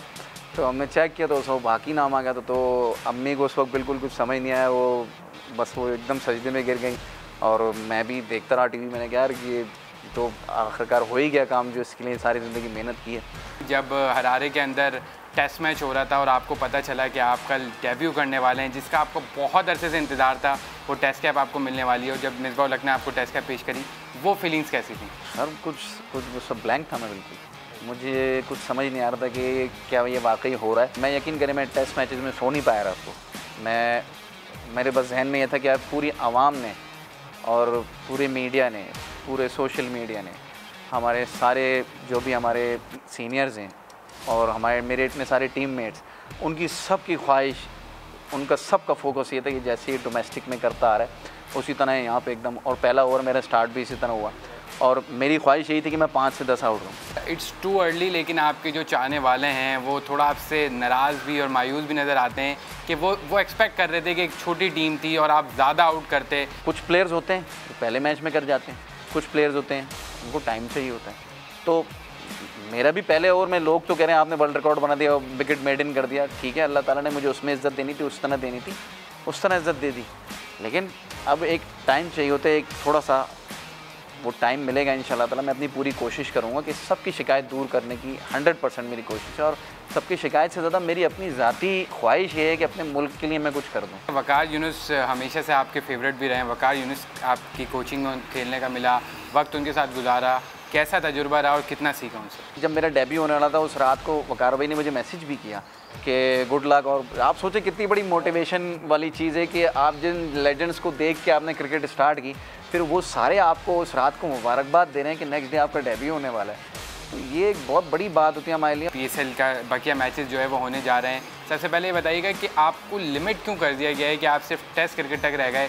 PSL आप क्यों नहीं खेलते? सर PSL देखें फ्रेंचाइजेस के हाथ में है। तो एक दफ़ा मैं कराची किंग्स में गया हूँ और खेला, वहाँ खेला नहीं, कुछ सिनेरियो ऐसा बन नहीं पाया खेलें, तो बगैर खेले आ गए थे, लेकिन कोई बात नहीं, वो भी कोई इशू नहीं है। उसके बाद फिर नहीं पिक किया किसी ने, क्योंकि फ्रेंचाइजेस का कुछ चक्कर होता तो वो मुझे समझ नहीं आया। तो आप एक टेस्ट मैच खेल चुके हैं, अब जब वेस्ट इंडीज़ टीम जाएगी तो आपने वहाँ पे पाकिस्तान की रिप्रेजेंटेशन अगर आपको मिलती है, तो अब आपने क्या एम अपना बनाया हुआ है कि मुस्तकबिल के अंदर आपने क्या गोल सेट किया हुआ है? देखिए मेरा गोल यही है कि जिन लोगों को देख के मैंने क्रिकेट स्टार्ट की, मैं उन लोगों की तरह बॉल कर सकूं। और नो डाउट मैं उन लोगों को जैसा नहीं बन सकता, लेकिन उन लोगों ने जिस तरह के रिकॉर्ड्स बनाए हैं, मेरी कोशिश ये है कि मैं अच्छे रिकॉर्ड्स बनाऊं पाकिस्तान के लिए, अपने मुल्क के लिए परफॉर्म कर सकूं। एक मेरा फ्यूचर गोल सिर्फ इस वक्त यही है। जी, ये थे test fast bowler Tabish Khan, जो अपनी बॉलों से जो है बैट्समैनों को डराते हैं, और उनका यही कहना है कि डेब्यू में उन्होंने एक रिकॉर्ड बनाया, लेकिन आगे उन्होंने आने वाले वक्त में। थैंक यू हुज़ैफा, आपने इंटरव्यू के क्विक ब्रेक लेंगे, वापस आएंगे, साथ रहिए। वेलकम बैक जनाब। अब आपको बताएं कि कोरोना SOPs और लॉकडाउन पर अमल दरामद वायरस का फैलाव रोकने में तो मददगार साबित हुआ, लेकिन ये लॉकडाउन कराची के ताजरों के लिए मुश्किलात का बायस बना हुआ है, क्योंकि ताजरों के मुताबिक ईद पर कारोबार के लिए उन्होंने 60 से 70 अरब रुपए की सरमायाकारी की, लेकिन माह रमज़ान के आखिरी अशरे में लॉकडाउन के बायस कारोबार नहीं हो सका, जिससे अरबों रुपए का नुकसान हुआ। नौबत यहाँ तक आ गई कि बड़े ताजरों को बैंक से डिफ़ॉल्ट होने का खतरा है। कर्ज उठाकर सरमायाकारी करने वाले छोटे ताजिर तो इंतहाई परेशान नजर आते हैं। इस पर बात करने के लिए हमें ज्वाइन किया है रहनुमा ऑल पाकिस्तान अंजुमन ताजरान सिंध जावेद कुरैशी साहब ने। जावेद साहब, बेहद शुक्रिया अपने समा के लिए वक्त निकाला। थोड़ी फिगर्स महक ने भी शेयर की, मैं आपसे भी जानना चाह रहा हूँ, मई में ताजिर बिरादरी को जो महदूद औकात के बायस नुकसान उठाना पड़ा, तखमीना कितना है, शेयर कर सकें अगर? देखिए जी, ये जो रमज़ान मुबारक का जो आखिरी जो अशरा था, उसमें जो इन्वेस्टमेंट था वो तकरीबन 60 से 70 अरब रुपए का था। उसमें से हमें कोई मैक्सिमम 20% हमें सेलें मिलती थी। उसके बाद NCOC ने कोई हालात बेहतर हुए तो उन्होंने कुछ नरमी की लॉकडाउन में, लेकिन सिंध हुकूमत ने कोई भी नरमी नहीं की। उसकी वजह से अब ईद के बाद भी छोटा ताजिर इस वक्त इस शदीद परेशानी का बाइस बन रहा है कि कारोबार ना होने जैसा है। कुछ महदूद वक्त के अंदर इन्होंने जो काम की इजाजत दी है, और इससे मुंसलिक दूसरे जो सेक्टर है, मैरिज हॉल और रेस्टोरेंट, वो तो उनका तो इंतहाई बुरा हाल है। बिल्कुल जावेद साहब, मैं यही आपसे पूछना चाह रही थी कि शादी हॉल्स हो जाएं, रेस्टोरेंट्स हो जाएं, इससे जुड़े अफराद, ऐसे कितने अफराद हैं जिन्हें आप जानते हैं कि जो परेशान है, और क्या आप बता सकते हैं कि दिहाड़ी इदारों की कितनी बड़ी तादाद इनसे जुड़ी होती है? कितने लोग हैं जिनका रोजगार ये है, लेकिन ये ना होने की वजह से अब उनके घरों के चूल्हे ठंडे हैं? मैं तकरीबन कराची की मैं बात कर लूं तो पूरे सिंध की तो और ज्यादा फिगर बड़ी हो जाएगी। तो इस वक्त सिर्फ शादी हाल से जो मुंसलिक है दिहाड़ीदार तबका, वो जाकर मुंसलिक होता है 1 मिलियन, यानी 10 लाख अफराद इससे मुंसलिक हैं। इसी तरीके से रेस्टोरेंट के अंदर भी लाखों अफराद जो डेली बेसिस पे काम करते हैं, वो दूर मुल्क के दूर इलाके से आते हैं सिर्फ अपने रोजगार के लिए। लेकिन आज उनकी इतनी बुरी हालत है, ना उनके पास वापसी का किराया मौजूद है, ना खाने का कोई चीज उनके पास मौजूद है। उसकी वजह से एक इंडस्ट्री शादी हाल को हम ले लेते हैं, उससे मुंसलिक दूसरे जुड़े हुए कारोबार है, ज्वेलरी है, शूज है, गारमेंट्स है, यानी आपका गोश्त का कारोबार है, सब्जी का कारोबार है, बाहर कोई रक्षा खड़ा हुआ है, कोई बलून बेच रहा है, कोई पॉपकॉर्न बेच रहा है। ये लोग वो जो हैं कि हैंड टू माउथ होते हैं, और मुख्तसर उनको जो रोजी रोटी मिलती है उसकी वजह से ये बेरोजगारी बढ़ रही है, और इससे खदशात है कि क्राइम की शरह भी बढ़ जाए, क्योंकि किसी वजह से किसी के पास मेरे पास एक रोटी और सामने के पास कुछ भी नहीं होगा तो वो मजबूरन गलत कदम उठाएगा, रोटी छीनेगा। खुदकुशियों का रेशियो बढ़ रहा है। हम हुकूमत सिंध से बार बार दरखास्त कर चुके हैं, हमें मौका दिया जाए, इन लोगों के, इन दिहाड़ीदार तबके के ऊपर ही रहम कर लिया जाए, लेकिन वो कोई बात सुनने के लिए तैयार नहीं है। सर ये थोड़ी जेनेरिक बात हो जाती है कि कहा जा रहा है, सुना नहीं जा रहा। मैं चाहूँगा स्पेसिफिक बता पाएँ आप लोग कि आपकी एसोसिएशंस की गवर्नमेंट के किस नुमाइंदे से कितनी बार बात हुई, उनकी तरफ से रिस्पॉन्स अगर नहीं आया तो किसकी तरफ से नहीं आया, ताकि हम जरा इसको हल करने की तरफ बढ़ पाएँ। ये शोएब साहब, बात यह है कि गवर्नमेंट डीसी और कमिश्नर की सतह पे तो जरूर हमारे नुमाइंदों से बात हुई है, ठीक, लेकिन किसी मिनिस्टर और सीएम साहब से आज तक एक सिंगल मीटिंग नहीं हुई। हम बार बार उन्हें ये कहते हैं आप हमें टेबल पे बिठाएं, हम एसओपी के ऊपर अमल करने के लिए ये तैयार हैं। खुदारा इन लोगों को बेरोजगारी से बचाएं। सर थोड़ा सा यहीं रुक जाते हैं, आपने कहा कि आप लोग ये कहते हैं कि आप लोग एसओपीज पर अमल दरामद करने के लिए तैयार हैं। सर जब जब सेक्टर्स खुले, जब हमने देखा कि लॉकडाउन में नरमी हुई तो एसओपीज पर अमल दरामद नहीं हुआ, उसकी वजह से हुकूमत को ये फैसले करने पड़े, क्योंकि ये कहा गया कि अगर एसओपीज पर अमल दरामद नहीं होगा तो ये मुश्किल फैसले करने पड़ेंगे। बहुत सी मार्केट्स, बहुत सी दुकानें सिर्फ इस वजह से सील हुई, इस वजह से कारोबार मुतासर हुआ क्योंकि वहां पर एसोसिएशंस अमल दरामद कराने में नाकाम नजर आई एसओपीज पर। शोएब साहब, ये बिल्कुल मैं इसे इनकार करता हूं, हकीकत इसके बरक्स है, ऐसे नहीं है। पब्लिक एसओपी पे अमल नहीं करती तो वो छोटा ताजिर के खाते में आप उसे ना डालें। अच्छा। लेकिन मैं ये कहता हूं कि आप अपना कैमरामैन मेरे साथ चलें, अभी मार्केटें खुली हुई है और बगैर इतला के हम चलते हैं। दुकानदार एसओपी पे अमल कर रहा है, लेकिन एक बताएं, ये काम तो हुकूमत का है कि पब्लिक को उसके ऊपर अमल करवाना, न कि दुकानदार का। हम अपनी दुकान पर मास्क पहनकर बैठते हैं, सैनिटाइजर रखा हुआ है, हमने स्टिकर लगाए हुए हैं, नो मास्क नो एंट्री। इसके अलावा बैनर हमने अपनी मार्केटों में लगाए हुए हैं। लेकिन ये तमाम मामला आप ये देखें ना कि ये तो हम पर थोप दिए जाते हैं। जब सियासी इवेंट होते हैं, इलेक्शन कराची में हुआ, बदीन में हुआ, बिल्कुल सही बात, दूसरी रैलियां, उसमें एसओपी का कितना अमल हुआ। लेकिन जब भी कोई मामला आता है, अब दूसरी तरफ हम आ जाते हैं। आप ट्रेन के अंदर 70% छोड़ रहे हैं, पब्लिक ट्रांसपोर्ट पे 50% छोड़ रहे हैं, लेकिन इसके ऊपर आपने क्या किया? प्लेन आपका खुला हुआ, ये आपकी बात बिल्कुल सही है सर कि प्लेन्स पर भी बिल्कुल सारे पैसेंजर्स ही बैठे हुए हैं, कोई उसमें सोशल डिस्टेंसिंग नहीं है। बात आपकी बिल्कुल दुरुस्त है सर, लेकिन मैं फिर आऊंगा उस तरफ, सोल्यूशन की तरफ। आपकी राय में सोल्यूशन क्या है? सेक्टर्स को डिवाइड करना चाहिए, एक दिन एक सेक्टर, दूसरे दिन दूसरा सेक्टर, किस तरीके से काम हो कि कोविड भी कंट्रोल में रहे और ताजिर भी परेशान ना हो? सजेशंस क्या हैं आपकी? शोएब साहब देखें, माशाल्लाह हर आदमी समझदार है इस दौर में। आप महदूद टाइमिंग के अंदर किसी से काम लेंगे, रश बढ़ेगा। बिल्कुल सही बात। ये हुकूमत के बात समझ में नहीं आती, लेकिन आप महदूद टाइमिंग के अंदर काम करने की, आप हमें टाइम बढ़ा कर दें। हम कहते हैं कि सुबह 10 से रात 10 बजे तक का हमें टाइमिंग दे दें। शादी हाल को आप 150 आदमी की आपने इजाजत दी है, 2 घंटे का हमें टाइम दे दें। उसके ऊपर एसओपी पे अमल नहीं करता, बेशक उस पर फाइन करें, आप उसे सील करें, हम गवर्नमेंट के साथ खड़े हैं इस मामले में। लेकिन आप किसी का गला दबाकर और आप कोरोना पे काबू पा लेंगे, मैं तो नहीं समझता।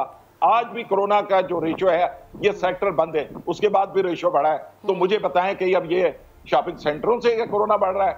ये हुकूमत का काम है कोरोना को कंट्रोल करना, लेकिन छोटे ताजिरों पे जो जिम्मेदारी है वो अल्हम्दुलिल्लाह हम बड़े एहसन तरीके से पूरी कर रहे हैं और हुकूमत के साथ हमने ताबून किया है। हम हुकूमत से झगड़ा नहीं चाहते, हम चाहते हैं हमें इज्जत की रोजगार मिले। नहीं सर, ये बात बहुत अच्छी आपने की कि हुकूमत के साथ खड़े हैं आप और एसओपीज पर अमल दरामद करवाएंगे, और ये बहुत आपने दुरुस्त कहा कि काम वाकई इंतज़ामिया का होता है, हुकूमत का होता है। इससे मुतालिक आप खुद भी कह रहे हैं कि अगर टेबल पर बैठेंगे मामलात हल की तरफ फिर ज़रूर हमें जाते दिखाई देंगे। Thank you very much sir, साथ मौजूद थे आप और इससे मुतालिक हमसे गुफ्तगू करते। वी एक्सपेक्ट एंड होप कि गवर्नमेंट जो है बाकी इन चीज़ों को देखे कि जो लिमिटेड टाइम में कारोबार की इजाज़त दी जाती है उसमें बाकी रश बढ़ता है। और जब आपको पता हो कि अच्छा 6 बजे तक बाजार खुले हैं या 8 बजे तक बाजार खुले हैं, तो फिर आवाम की कोशिश यही होती है कि अच्छा 8 या 6 बजे तक हम मुकम्मल शॉपिंग कर लें या जो घर की चीज़ें हैं वो खरीद लें। अगर टाइम बढ़ा दिया जाएगा तो आवाम भी थोड़ी रिलैक्स हो जाएगी, उसे पता होगा कि सुबह 10 से रात 10 है, ज़्यादा टाइम मिल गया। आगे बढ़ते हैं, पेशावर का रुख करते हैं, बात करते हैं पेशावर में सड़कों पर निकले असातिज़ा की। सूबे की सरकारी जामियात के मुलाजमीन का एहतजाज आज छठे रोज़ जारी है। पेशावर यूनिवर्सिटी के अंदर एहतजाजी धरना इस वक्त जारी है। इस वक्त क्या सूरत हाल है, जो मुतालबात हैं टीचर्स के, उनको क्यों नहीं पूरे किए जा रहे और क्या कोई बातचीत हुई है? हमें ज्वाइन किया है रहम यूसुफजई ने। रहम बताएगा इस वक्त क्या सूरत हाल है इस एहतजाजी धरने की और क्या कोई मुज़ाकरात के जानिब कदम बढ़ा है या जो असातिज़ा का धरना है, जो इनका एहतजाज है, जो इनके मुतालबे हैं, वो वहीं के वहीं हैं? बहुत शुक्रिया। देखें, बात यहीं से शुरू नहीं हुई कि आज ये एहतजाज शुरू हुआ। बात कुछ अरसा पहले की है, क्योंकि जो है बहुत अरसा पहले जो खैबर पख्तूनख्वा की तमाम सरकारी जामियात है वो ना सिर्फ इंतजामी उमूर में माली का शिकार है बल्कि वो माली बहरानों से भी गुजर रहे हैं। लेकिन गुज़िश्ता 3-4 नामौजूद हुकूमत ने और ना हायर एजुकेशन कमीशन ने इसकी तरफ कोई तवज्जो ना दी। जब हायर एजुकेशन कमीशन ने इस पर फंड की कटौती लगाई तो यहीं पर जामियात को अपने खर्चात खुद पूरे करने पड़े, जिसकी वजह से उनको फीसें ज्यादा करनी पड़ी। अगर इन मुलाजमीन से, जिसमें प्रोफेसर भी शामिल है, लेक्चरर भी शामिल है और दीगर मुलाजमीन भी शामिल है, इनकी तनख्वाहों से कटौती की गई है और कटौती का जो मुजव्विज़ा फैसला किया गया उनके खिलाफ ये मुलाजमीन सरापा एहतजाज 7 रोज हो गए हैं कि ये लोग जो प्रोफेसर साहिबान है वो सड़कों पर है। जामिया के अंदर इन्होंने एहतजाजी कैंप लगाए हुए हैं। 1-2 दिन पहले इन्होंने अपना एहतजाज जो है वो असम्बली तक लेकर गए हैं। यहाँ से उन्होंने पैदल मार्च किया था, वहां पर इन पर लाठीचार्ज किया। आज लाठीचार्ज के खिलाफ भी इन लोगों ने एक आवाज बुलंद किया है और उनका कहना है कि तमाम जितने भी जामियात है वहां पे इस वक्त कलम चोड़ हड़ताल है, किताब चोड़ हड़ताल पर है। तमाम जो मुलाजमीन है या चाहे वो फैकल्टी है वो इस वक्त कलम चोड़ और किताब चोड़ हड़ताल पर है। इनके मुतालबात यही है कि जो मुजव्विज़ा अलाउंस की कटौती है और जो इनके अलावा जो तलबात की जो फीसों में इजाफा है, जो इसके अलावा सूबाई एजुकेशन कमीशन का क्या है, इन तमाम मुतालबात को लेकर इनके साथ अगर कोई मुज़ाकरात करना चाहें तो फिर ये लोग मुज़ाकरात के लिए तैयार है। कल सूबाई में आला तालीम की जानिब से जो कमेटी बनाई गई है, जो स्पेशल सेक्रेटरी उस जानिब से उसमें एक मेंबर उसकी सरबराही में बनाई गई थी 5 रुकनी कमेटी, उनसे भी मुज़ाकरात करने के लिए इन तमाम जो मुलाजमीन है उन्होंने साफ इनकार किया है। उनके मुताबिक जब तक जामिया पेशावर का जो वाइस चांसलर है न दे जो फैसले उन्होंने किए हैं सिंडिकेट के इजलास में, जो दीगर सूबाई हुकूमत ने जो फैसले किए हैं वो जब तक वापस नहीं लिया जाए इनका ये एहतजाज जारी रहेगा। एक तरफ तदरीसी अमल बुरी तरह मुतासर है तो दूसरी तरफ जामिया इंतजामी उमूर है वो भी बिल्कुल ठप होकर रह गया है, क्योंकि आगे एग्जाम्स आने वाले हैं। बिल्कुल, और जब हम देखें कि जब इम्तिहानात हैं और टीचर्स हमें इस तरह से नजर आएंगे एहतजाज करते हुए, तो पढ़ाएगा कौन, उनसे इम्तिहान कौन लेगा? अच्छा मनाजिर हमने कुछ ऐसे भी देखे कि पुलिस भी मौजूद थी। मुझे प्लीज जरा बताएगा कि जब ऐसा एहतजाज होता है, ऐसा धरना होता है, यकीनन थोड़ी सी ऐसी सूरत हाल होती है कि जिसमें या तो गिरफ्तारी अमल में लाई जाती है या फिर जलाओ घेराओ, लेकिन हम यहाँ पे जो देख रहे हैं वो पुरअमन है। कुछ ऐसी सूरत हाल हुई कि कोई गिरफ्तारी अमल में लाई गई या कोई बदमज़गी पैदा हुई? देखिए, जब से यूनिवर्सिटी के अंदर ही है, यानी इस वक्त हम जामिया के अंदर मौजूद है, तो यहाँ पे इन्होंने जिस चौक पे एहतजाजी कैंप लगाए हुए हैं, यहाँ पे तो पुलिस तैनात है, लेकिन यहाँ पे ये लोग पुरअमन एहतजाज पर है। किसी किस्म की यहाँ पे हमें बदली सिर्फ वो हमें नजर तब आया जब 2 रोज पहले ये लोग असेंबली की जानिब बढ़े थे, 31 तारीख को, तो उस वक्त हमें ये मनाज़िर देखने को मिले जब पुलिस ने इनको रोका, लाठीचार्ज हुआ। Thank you very much. साथ में आप इससे मुतालिक हमें अपडेट कर रहे थे। बढ़ते हैं आगे। एक अहम खबर आ रही है सिंध हाई कोर्ट से। आवारा कुत्तों की वैक्सीनेशन की जामे रिपोर्ट पेश करने और आवारा कुत्तों से मुतालिक हेल्पलाइन बहाल करने का हुक्म दे दिया गया है। अपडेट्स हासिल करेंगे, इरफानुल हक ने हमें ज्वाइन किया। जी इरफान। देखिए, अदालत को बताया गया कि अदालती हुक्म पर जो आवारा कुत्तों की वैक्सीनेशन है उससे मुतल्लिक कवानीन बना लिए गए हैं और सिंध काबीना ने उसकी मंजूरी दे दी है। उसकी भी रिपोर्ट पेश की गई और जो मुख्तलिफ इलाकों में आवारा कुत्तों के खिलाफ कार्रवाई की गई है उसकी भी रिपोर्ट पेश की गई। तमाम मजमूई तौर पर अदालत ने सरकारी रिपोर्ट पर अदम इत्मीनान का इजहार किया। इसके अलावा बताया गया अदालत को कि जो एक मखसूस हेल्पलाइन नंबर जारी किया गया था अदालती हुक्म पर, उसे जनरलाइज कर दिया गया और कई मसाइल के लिए वो नंबर इस्तेमाल हो रहा है, जिस पर अदालत ने शदीद बरहमी का इजहार किया। एडिशनल सेक्रेटरी बल्दियात अदालत में मौजूद थे, उनकी और सेक्शन अफसर जो अदालत में मौजूद थे उनकी न सिर्फ सरजनिश की बल्कि ये हुक्म दिया है अदालत ने कि एक जो 109 एक नंबर मखसूस किया गया था हेल्पलाइन आवारा कुत्तों से मुतालिक, उसे फौरी तौर पर बहाल किया जाए। इरफान, एक बात और बता दें, आपने ये तो बताया कि हेल्पलाइन को बहाल करना है, उसकी तशहीर करनी है, लेकिन जो आप बात करें कि रिपोर्ट पेश की गई हुकूमत की जानिब से जिसे मुस्तरद किया गया, एक नई रिपोर्ट पेश करने का हुक्म दिया गया है, तो जो रिपोर्ट पेश की गई थी उसमें क्या सब अच्छा है लिखा हुआ था? जी हाँ, उसमें आदाद-ओ-शुमार बताए गए हैं कि कितने कुत्तों के खिलाफ कार्रवाई की गई है। ताहम बाज़ वकला ने यह निशानदेही की कि जो आवारा कुत्ते हैं वो अब भी कई इलाकों में मौजूद हैं। ताहम जो टैगिंग है अब वो नहीं की जा रही, जिस पर अदालत ने बरहमी का इजहार किया और रिमार्क दिए कि अगर कार्रवाई कर रहे हैं तो टैगिंग नहीं करने का फायदा कोई नहीं है। टर्किश मॉडल यही था कि जो आवारा कुत्ते हैं उनको वैक्सीनेट किया जाए और उनकी टैगिंग की जाए ताकि पता चल सके कि ये कुत्ता जो है वो वैक्सीनेट हो चुका है। अदालत ने हुक्म दिया है कि जिन कुत्तों के खिलाफ कार्रवाई की जाए उनको टैगिंग की जाए और वैक्सीनेशन जो है उसका अमल बाकायदगी से किया जाए और जो कानून साजी हुई है उस पर अमल दरामद का हुक्म दिया है। कंटोनमेंट बोर्ड्स को और DHA को और तमाम अजला को ये हिदायत की है अदालत ने कि जो आवारा कुत्तों के खिलाफ कार्रवाई है वो जारी रखें और जो हेल्पलाइन थी 109 उसे फौरी तौर पर बहाल करने का हुक्म दिया है। बेहद शुक्रिया आपका इरफान, आप हमें अपडेट कर रहे थे। तो जनाब कुत्तों की वैक्सीनेशन की बात, लेकिन एक और वैक्सीनेशन जिसका आपको करवाना बेहद ज़रूरी है। हम रोज़ाना की बुनियादों पर एक बात करते हैं कि आप जाएं खुद को वैक्सीनेट करवाएं, ये बेहद ज़रूरी है आपके लिए, आपसे जुड़े प्यारों के लिए। कोरोना वबा है, एहतियात जिसका हल है। जब तक आप एहतियात करेंगे तब तक आप बचे हुए हैं। अच्छी बात यह है, पॉजिटिविटी ये है कि पाकिस्तानियों को भी इस बात का बखूबी अंदाज़ा हो चुका है, क्योंकि गैलप सर्वे के मुताबिक 82% पाकिस्तानियों का मानना है कि SOPs पर अमल करना कोरोना के फैलाव को रोकने में मदद फराहम करता है, जबकि सिर्फ 12% इस बात का इजहार कर रहे हैं कि SOPs वायरस का फैलाव नहीं रोक सकते। गैलप पाकिस्तान के हालिया सर्वे में शहरियों से जब वैक्सीन से मुतालिक सवाल किए गए तो 38% पाकिस्तानियों ने वैक्सीन लगाने से इनकार किया और कहा कि वायरस तशवीशनाक मरज नहीं, जबकि 42% शहरी वैक्सीन से मुतालिक हिचकिचाहट का शिकार नजर आए और कहा कि वो वैक्सीन के मुज़र सेहत असरात जो हैं उसको लेकर परेशान हैं। इस सर्वे के अदाद-ओ-शुमार और आवाम की राय से मुतालिक मजीद बात करने के लिए हमें ज्वाइन किया है executive director Gallup Pakistan Bilal Gilani ने। बिलाल, बेहद शुक्रिया आपके वक्त का, गुड मॉर्निंग। ये तो बड़ी अच्छी खबर है कि अवाम अब इस चीज़ पर हमें मुत्तहिद नज़र आ रही है कि जनाब SOPs पर अमल करना बेहद ज़रूरी है और इससे आप कोविड से बच भी सकते हैं। सर्वे में लोगों की जो आरा सामने आई, जो उनकी राय सामने आई, उसको आप कैसे देखते हैं? क्योंकि आप बहुत सारे सर्वे करते हैं इस हवाले से। एक वो लास्ट वाला सर्वे मुझे याद है जिसमें बहुत सारे लोग ये कह रहे थे कि ना तो वैक्सीन लगवानी है ना SOPs पर अमल दरामद करना है। अब थोड़ी सी तब्दीली आ गई है सोचने के अंदाज में। बिल्कुल हमने जब ये सर्वे किया तो हमें भी एक मुस्बत पेशरफ नज़र आई कि लोगों की राय में तब्दीली आ रही है और वो एक अच्छी डायरेक्शन में है। इसमें हमने जब लोगों से सवाल किया कि आप वैक्सीन लगवाएंगे तो तकरीबन 65% जैसे आप कह रही थी कि उन्होंने कहा कि अब हम वैक्सीन लगवाना चाहते हैं, जो कि पहले सर्वे जो जनवरी 2021 में हुआ उससे कोई तकरीबन 20% ज़्यादा था। तो अब मेजॉरिटी ये कह रहे हैं कि वो वैक्सीन लगवाना चाहते हैं। इसी तरह से 10 में से 8 पाकिस्तानी जो हैं वो SOP के हवाले से ये सोचते हैं कि इसको फॉलो करने से वायरस तो कम हो जाएगा।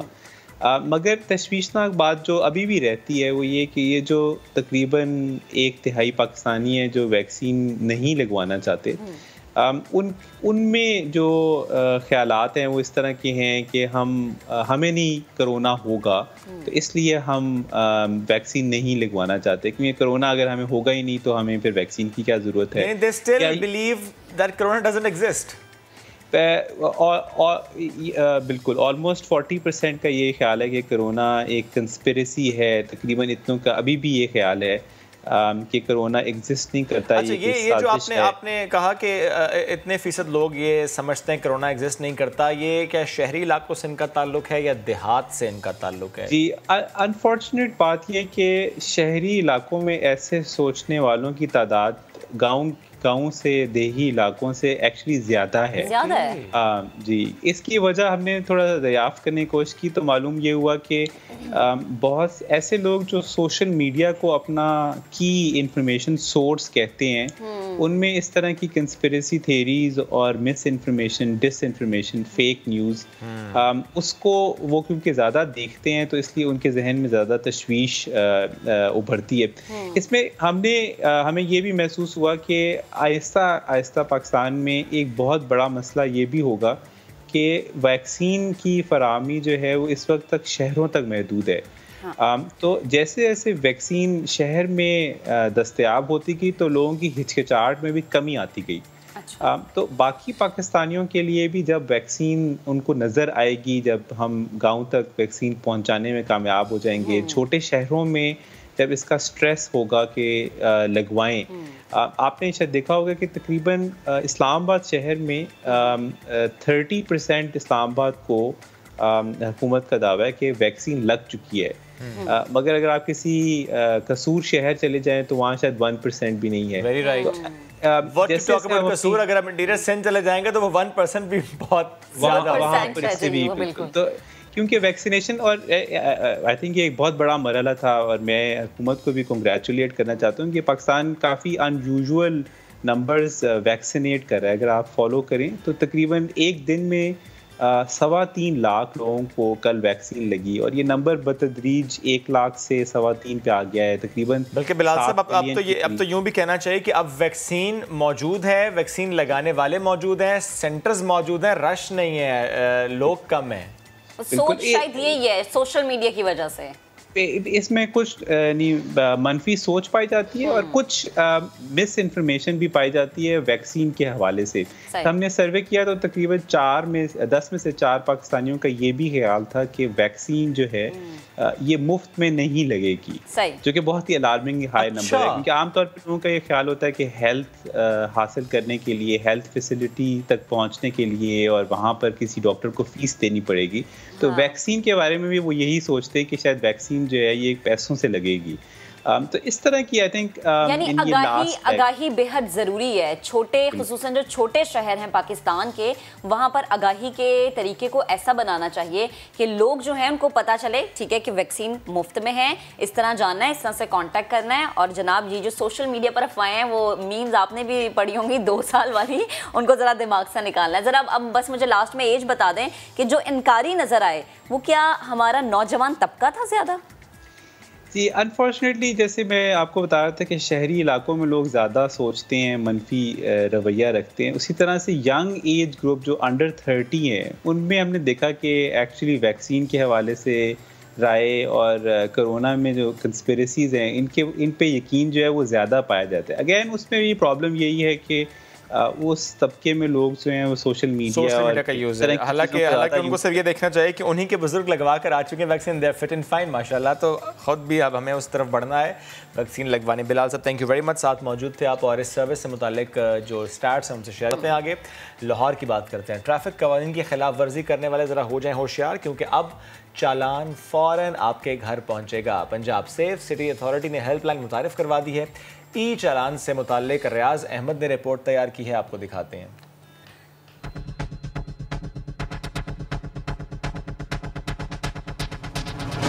ना चालान की सेंचुरी होगी, ना बनेगी 50, ना लाहौर में बीच चौराहे रोककर आपसे 20 या 40 हजार रुपए मांगे जाएंगे। पंजाब सेफ सिटी अथॉरिटी ने अपनी बड़ी खामी पर काबू पा लिया।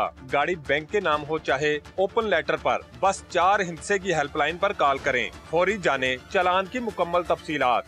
4 डिजिट्स का कोड होगा, उस कोड पे आप SMS करें और अपना गाड़ी का जो चेसी नंबर है तो आपको फौरी तौर पे जवाब वापस उसका आ जाएगा। यही नहीं, अब आपका चालान घर पहुंचने से पहले ही आपको मोबाइल फोन पर मैसेज भी मौसूल हो जाएगा, यानी इधर इशारा तोड़ा उधर चालान आपके हाथ में। जब भी चालान जनरेट होता है उनको मैसेज पहुंच जाता है और मैसेज के बाद बहुत सारे लोग हमसे रब्ता भी करते हैं, ये मैसेज आया है मुझे इसकी समझ नहीं आई, तो मैंने क्या करना था उनको गाइड करते हैं कि जी इस तरीके से ये मैसेज है, आपका ये चालान है, इसमें जो लिंक दिया हुआ है अगर आप इसको खोलेंगे तो इस पर आपका चालान पूरी तरह तस्वीरों के साथ सबूत के साथ वाजे हो जाएगा।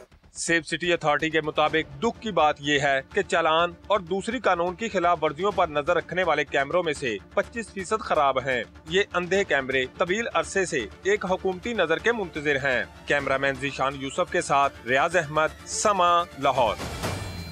रिपोर्ट आपने देखी। इसी मामले पर मजीद बात करने के लिए हमें ज्वाइन किया है chief operating officer Punjab safe city authority Mohammad Kamran Khan साहब। Sir thank you very much for joining us today. Sir अभी रिपोर्ट आपने भी देखी और उसमें बिल्कुल आखिर जुमले से मैं सवाल करना चाहूँगा आपसे कि 25% कैमरे ख़राब हैं और मुंतज़र हैं कि कोई नज़र करम उन पर हो जाए, तो हो रहा है सर नज़र करम?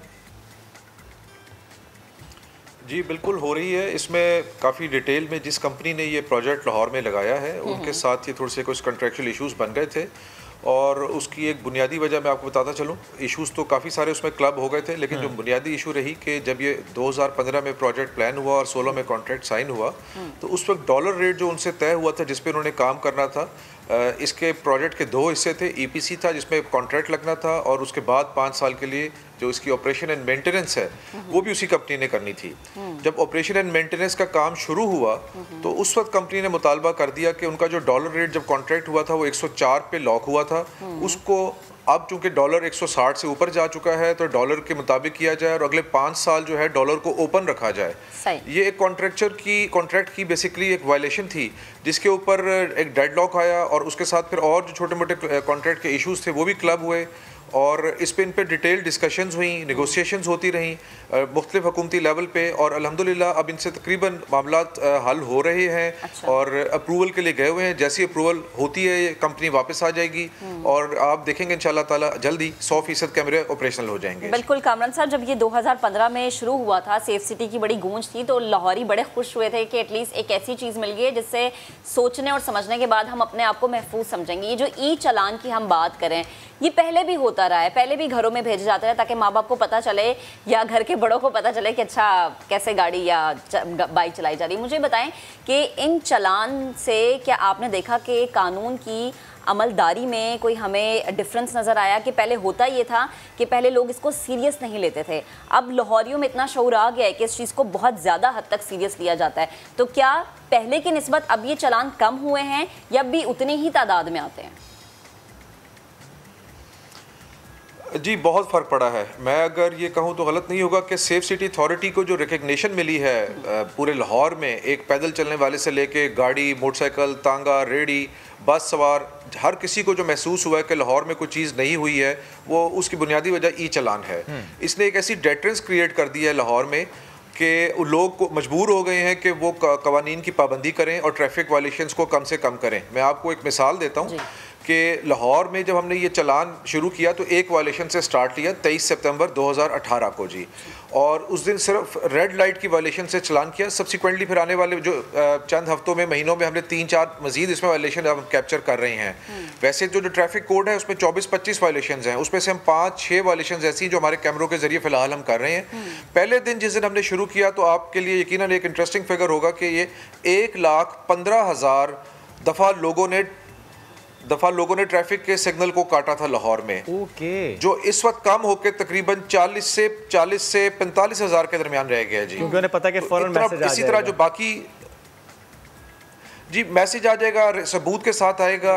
और इसी की वजह से जो एक्सीडेंट्स हैं लाहौर में, अल्हम्दुलिल्लाह हर कैटेगरी जो एक्सीडेंट्स है उसमें कम हुए हैं। 18 से 19 में जो हमारा डेटा नहीं कहता बल्कि 1122 जो एम्बुलेंस प्रोवाइड करते हैं और एक्सीडेंट होने की सूरत में हॉस्पिटल्स में लेके जाते हैं, हॉस्पिटल डेटा ये कहता है कि 18 से 19 में सेफ सिटी के कैमरे और ये ई चालान का सिस्टम इंट्रोड्यूस होने के बाद से 43% फेटल एक्सीडेंट्स जो जानलेवा हादसा हैं उसमें 43% कमी लाहौर में आई। ठीक है सर, आप मुझे ये बताएं कि ये जो सिस्टम है क्या इतना अपग्रेड है कि तमाम जो व्हीकल्स हैं लाहौर में चलने वाली, वो सबका डाटा इनके पास है कि जो भी वायलेशन करेगा उसका रिकॉर्ड है आपके पास, आप उसका मोबाइल नंबर उसके ओनर का है, आप उसे चालान भेज पाएंगे?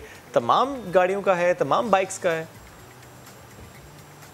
जी हमारे पास हमने बेसिकली इसको इंटीग्रेट किया हुआ। Excise and taxation department responsible होती है गाड़ियों को रजिस्ट्रेशन के हवाले से, जी डेटा उनके पास होता है, उनसे हमारा इंटीग्रेटेड है। इनिशियली पहले पंजाब के साथ था, अब हमारे पास सूबा सिंध का, इस्लामाबाद का, केपी का, बलूचिस्तान का, पाकिस्तान के तमाम सूबों का डाटा हमारे पास अवेलेबल है। अच्छा, यानी अगर इस्लामाबाद से कोई शहरी, अगर इस्लामाबाद का कोई शहरी लाहौर आएगा, ट्रैफिक रूल्स की वायलेशन करेगा तो उसको भी मैसेज जाएगा? जी बिल्कुल, उसको भी मैसेज जाएगा, उसके चालान, उसके हार्ड कॉपी जो एड्रेस पे जाएगी, और अगर उसका उस एक्साइज के डाटा के अंदर उसका मोबाइल नंबर है तो उसको मैसेज भी जाएगा। जी सही कि आपका चालान क्रिएट हो गया, जैसे वो अभी वो रियाज साहब के मैसेज में था, तो उसमें लिंक से अपना चालान भी देख सकते हैं विद प्रूफ।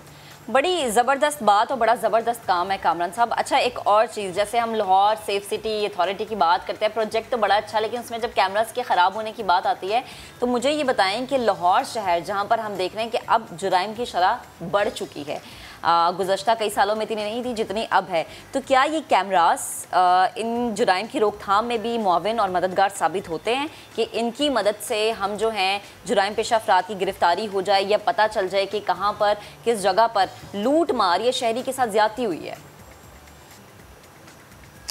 जी देखिए, इस प्रोजेक्ट का बुनियादी मकसद ही ये था कि शहर में जो टेररिज्म, जब ये प्लान हुआ तो टेररिज्म की वेग पीछे से चली आ रही थी, टेररिज्म काउंटर टेररिज्म के लिए था मकसद, और दूसरा मकसद पब्लिक सेफ्टी एंड सिक्योरिटी में क्राइम का ही आ जाता है, जो क्राइम को हैंडल करना है जी। तो इसमें हमने लाहौर के अंदर पिछले 3-4 सालों के अंदर लाहौर पुलिस की और बाकी लॉ इन्फोर्समेंट एजेंसीज़ की, इंटेलिजेंस एजेंसीज़ की इसमें बेतहाशा इसमें हमारे कैमरों ने मदद की है। और जो एक ये इंप्रेशन परसेप्शन जाता है कि हमारे कैमरे ख़राब होने से शायद कुछ सिक्योरिटी कॉम्प्रोमाइज़ हो रही है, उसमें मैं थोड़ी सी वजाहत करता चलूँ कि हमारे पास बहुत सारे ऐसे जगह हैं जो कैमरे हमने स्पेसिफिक पर्पज़ के लिए भी लगाए हुए हैं इस प्रोजेक्ट में। जैसे मुहर्रम के लिए हमारे पास 650 कैमरे हैं जो सिर्फ मुहर्रम के जो लाहौर के 6-7 बड़े प्रोसेशंस निकलते हैं उनको कवर करने के लिए लगाए हुए हैं। अब जब मुहर्रम नहीं है तो उसमें से बेतहाशा कैमरे ऐसे हैं जो कोई इमाम बारगाहों को कवर कर रहे हैं या ऐसी इंपॉर्टेंट उसमें जगह होंगी, वो तो मुसलसल 12 महीने चलते रहेंगे। लेकिन बहुत सारे कैमरे ऐसे हैं जब वो रूट्स पे तीन टीयर को कवर करने के लगते हैं, वो कैमरे उन जगहों पे हम रिप्लेस कर लेते हैं जहाँ पे लाहौर में किसी और जगह पे कैमरा का प्रॉब्लम हो। इसी तरह PSL को कवर करने के लिए, क्रिकेट को लाहौर में कसाफी स्टेडियम में कवर करने के लिए, एयरपोर्ट से होटल तक, होटल से स्टेडियम, जो मुख्तलिफ रूट्स प्लान किए हुए हैं सिक्योरिटी पॉइंट ऑफ व्यू से, वो सारे हमारे 250-300 कैमरों से कवर्ड हैं। इस वक्त क्रिकेट नहीं हो रही है तो कसाफी स्टेडियम के कैमरे हमारे लिए इंपॉर्टेंट नहीं है, तो वो जो लाहौर में और इंपॉर्टेंट जगह जहाँ पे कोई कैमरा ऑफलाइन हो जाता है तो हम रिप्लेस करके, ऐसा नहीं है कि लाहौर की सिक्योरिटी को या लाहौर में कोई भी इवेंट हो रहा है उसको कॉम्प्रोमाइज होने दें। खास तौर पर जो और इवेंट्स प्लान्ड होते हैं कि पता होता है 2 दिन के बाद ये इवेंट आ रहा है, 4 दिन के बाद इवेंट आ रहा है, प्रोटेस्ट है, पहले से ऐलान हुआ है कि आने वाले जुमे को हम ये फ़लस्तीन के हवाले से, कश्मीर के हवाले से या किसी भी हवाले से प्रोटेस्ट करेंगे, तो हम वो सारे जो एरियाज़ हैं उनको 100% कवर कर लेते हैं ताकि उधर कोई अल्लाह ना करे कोई ऐसा अनटूवर्ड इंसिडेंट हो तो हमारी पूरी कवरेज उसकी हो रही हो, सिक्योरिटी पे प्रोवाइड, यानी सिक्योरिटी पे कोई कॉम्प्रोमाइज़ नहीं है। इसमें जो इस वक्त जी कॉम्प्रोमाइज़ नहीं है जी, इस वक्त भी लाहौर में जो पुलिस के तफ्तीशी हजरात हैं, 30 से 40 तफ्तीशी हजरात डेली बेसिस पे हमारे सेंटर में आते हैं वीडियो एविडेंस कलेक्ट करने के लिए, उन क्राइम्स को देखने के लिए जो सड़कों पे हो रहे हैं या घरों में क्राइम करने के बाद कोई बाहर निकल आए हैं। इन कैमरों की प्लानिंग इस तरह की गई है कि अगर किसी जगह को कैमरों से कवर नहीं भी किया गया, लेकिन उस जगह से किसी सोसाइटी से, हाउसिंग कॉलोनी से जब वो बाहर निकलेंगे तो जिन जिन सड़कों पर भी आएंगे उन सड़कों को अपने इस तरीके से कवर किया हुआ है। और फिर ये भी प्लान में रखा हुआ है कि अगर फर्ज करें एक ही सड़क के ऊपर जी फौरन ट्रेस हो जाएगा, किसी ना किसी कैमरे में वो निकल नहीं सकता, किसी ना किसी कैमरे में आएगा। अगर एक कैमरा खराब भी है और ये कि कोई बच के नहीं जा पाएगा, कवरेज में आ जाएगा, कोई बच के नहीं जा पाएगा। और ये बड़ा अच्छा कदम है। और अगर जो कैमरेस खराब है, उम्मीद है कि बहुत जल्द वो ठीक हो जाए। कामरान साहब, बेहद शुक्रिया, आप हमसे गुफ्तगू कर रहे थे, क्योंकि हम ये कह देते हैं कि कैमरास खराब है और मॉनिटरिंग नहीं हो रही है तो शायद कुछ लोग जो है ना वो थोड़े रिलैक्स हो जाते हैं कि हम कुछ भी कर सकते हैं। आगे बढ़ते हैं, अहम खबर है वो आपके साथ शेयर करेंगे कि हुकूमत ने शहबाज शरीफ के बैरून मुल्क जाने की इजाजत के खिलाफ अपील वापस ले ली है। शहबाज शरीफ ने सुप्रीम कोर्ट को तौहीन अदालत दरख्वास्त की पैरवी न करने की यकीन दहानी करा दी है। मजीद बात करेंगे, जुल्करनैन इकबाल ने हमें ज्वाइन किया। जुल्करनैन, बताएगा डिटेल्स क्या हैं? देखिए, आज समाज जब शुरू हुई तो उस पर रजिस्ट्रार लाहौर हाई कोर्ट ने शहबाज शरीफ की जो रिलीफ उनको दिया गया तो उस वाले से हम रिकॉर्ड पेश कर दिया। तमाम जो काफी देर केस चलने के बाद फरीकैन इस नतीजे पर पहुंचे कि हुकूमत अपनी दरखास्त वापस ले लेगी। इस यकीन दहानी पर कि हुकूमत को यह खदशा था कि शहबाज शरीफ तौहीन अदालत की दरखास्त उन्होंने ऑलरेडी दायर कर रखी है, उस तनाजुर में अदालत से हुकूमत के खिलाफ कोई हुक्म ना ले ले और बाहर जाने का कुछ सिलसिला उनका ना बन सके। आज वो शहबाज शरीफ के वकील आजम नज़ीर तारण ने शहबाज शरीफ की तरफ से यकीन दहानी कराई है कि वो या उनकी तरफ से कोई भी शख्स तौहीन अदालत की दरखास्त की पैरवी नहीं करेगा। इस बुनियाद पर अदालत ने जो वफाक है उसने अपनी अपील वापस की, अदालत ने केस को निपटा दिया। साथ ही साथ अदालत ने 2 अहम ऑब्जर्वेशन अपने हुक्म में दी हैं। पहली ये कि जिस अंदाज में शहबाज शरीफ को रिलीफ दिया गया कि दरखास्त आई, फौरी तौर पर एतराज लगा, एतराज के साथ ही समाअत एक ही दिन में हुक्म दिया गया। अदालत का कहना है कि वो किसी भी केस में बतौर मिसाल इस्तेमाल नहीं हो सकेगा, यानी कि आइंदा से ये तरीक़ेकार अडॉप्ट नहीं किया जा सकेगा किसी भी केस में किसी भी शख्स के लिए। दूसरा ऑब्जर्वेशन अदालत ने यह दी कि जिसमें शहबाज शरीफ के केस में ट्रायल कोर्ट के जज को हटा दिया गया था और नया जज अभी तक नहीं लगा, तो सुप्रीम कोर्ट ने अभी हुक्म दिया है कि तमाम जो एहतसाब अदालतें हैं जिनमें जजेस की असामियां खाली हैं उनमें फौरी तौर पर तैनातियों को यकीनी बनाया जाए। ठीक है जुल्करनैन, बेहद शुक्रिया आपका। एक शॉर्ट ब्रेक लेंगे, वापस आएंगे, साथ रहिए। वेलकम बैक जनाब। अभी आपको खबर देंगे लाड़काना से, जहां एक गांव में 11 अफराद को कुत्ते ने काट लिया है। मुतासिर अफराद को चांद का अस्पताल लाया गया है जहां उन्हें वैक्सीन फराहम कर दी गई है। मजीद बात करेंगे अपने नुमाइंदे नवीद लाड़क से। नवीद, आगाह कीजिएगा। जी बिल्कुल, ये लाड़काना का एक ही गांव जहां पर 11 अफराद को कुत्ते ने काट लिया है। ये गांव सिद्दीकाबाद बताया जा रहा है, वहाँ जहां पर पागल कुत्ते ने गांव वालों पर हमला कर दिया और बारी बारी 8 बच्चों समेत 11 अफराद को जो है वो काट कर जख्मी कर दिया। मुतासर अफराद को चाणक्य अस्पताल में कायम ARV सेंटर पर जो है वो लाकर वैक्सीनेशन जो है वो फराम कर दी गई है, जिसके बाद उनको जो है वो घर मुंतकिल कर दिया गया है। इलाके का कहना है कि सिंध हुकूमत दावा कर रही है कि कुत्ता मार जो मुहिम है वो चल रही है, लेकिन उसका कोई असर नहीं है, जिसकी वजह से जो आए दिन इस किस्म के वाकयात हो रहे हैं, जिनमें मुसलसल जो है वो इजाफा भी होता जा रहा है। ठीक है, लेकिन नवीद ये एक अच्छी बात थी कि जिस अस्पताल में लेकर गए वहाँ वैक्सीन मौजूद थी।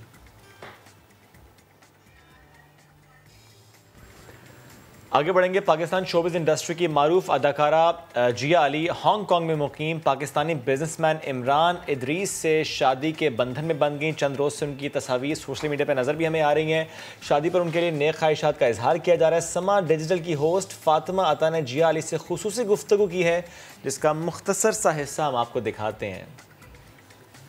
और राइट जी, आपको पता है कि जिया अली का नाम आते ही लोगों के दिमाग में बहुत सारे सवालात आ रहे हैं। वैसे तो she is very famous, she is a model, she is an actress, movies में भी आई, लेकिन अब सोशल मीडिया पे जो उनकी न्यूज़ आई है जिसकी वजह से वो वायरल हुई है वो है उनकी शादी।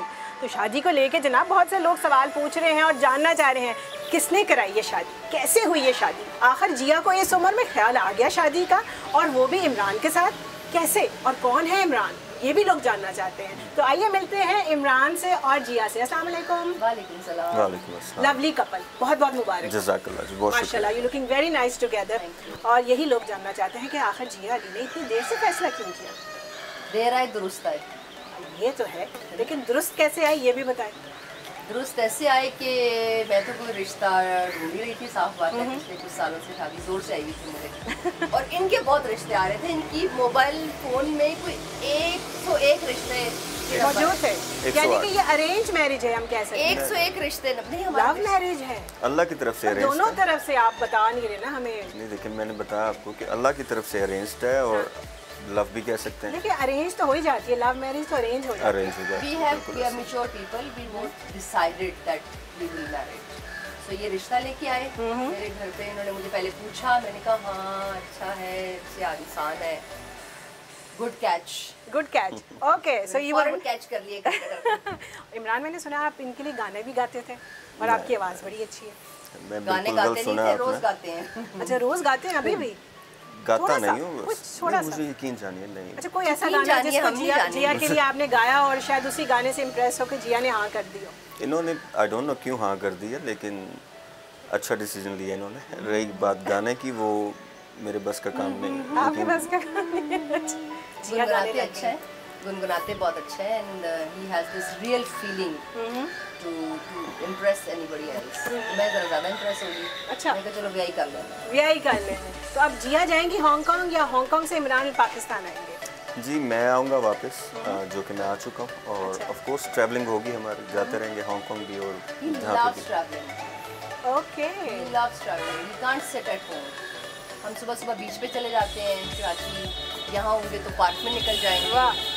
इसको घर बैठ के कहता है मैं बोर हो रहा हूँ। स्पोर्ट्समैन है ना basically, and of course you are one of the yoga trainers as well. तो माशाल्लाह से जोड़ी अच्छी है जी दोनों की। हम दोनों आउटडोर पीपल हैं, हमें बाहर जाना पसंद है। Right, so we are going over back to Shoaib और महक और मज़ीद जानिए इनकी स्टोरी। ये मुख्तसर सा इंटरव्यू था, लेकिन अगर आपने पूरा इंटरव्यू देखना है जो कि बड़ा ही ज़बरदस्त है तो आप समा डिजिटल के सोशल मीडिया पेज पर विजिट कीजिए और ये मुकम्मल इंटरव्यू देखिए। तो जनाब, जब आप ये इंटरव्यू देखेंगे, अभी से इतना ज़्यादा हो रहा था कि जिया की बातें सुन के जैसा से वो बात कर रही थी, दोनों की मज़ेदार बातें हैं, तो जनाब ज़रूर विजिट करें। आगे बढ़ते हैं। प्रोग्राम के आगाज़ में हमने पाकिस्तान के लिए एक तारीखी दिन का जिक्र किया था। हमारा मुल्क कोरोना वैक्सीन बनाने वाले दुनिया के चंद ममालिक में शामिल हो गया है। चीन के ताउन से पाकिस्तान में पहली कोरोना से बचाव की वैक्सीन पाक वैक तैयार कर ली गई है, जिसे लॉन्च कर दिया गया है। पहले मरहले में 1,20,000 खुराकें तैयार की गई हैं।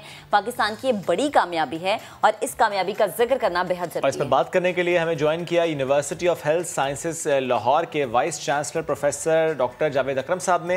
डॉक्टर साहब बेहद शुक्रिया। डॉक्टर साहब, चाइना से कंसनट्रेट मंगवाया, अब इसकी फॉर्मुलेशन, रीपैकिंग, यानी ज़रा इसको पैकिंग करने के बाद हम अब डिस्ट्रीब्यूट कर रहे हैं, ये कितना मुश्किल मरहला होता है? पाकिस्तान के इस तरीके से दीगर ममालिक जो कि अभी वैक्सीन नहीं बना रहे, वो कितना फ़ायदा उठा सकते हैं? आज तक हमारे पाकिस्तान में कोई भी बायोटेक्नोलॉजी प्लांट नहीं लग सका, तो ये एक्चुअली जो वैक्सीन का बनना है अमल, ये बायोटेक्नोलॉजी का काम है, चाहे वो वैक्सीन हो, चाहे बायोलॉजिकल किसी किस्म का हो, जैसे इंसुलिन है, हेपरिन है, ये दवाइयात।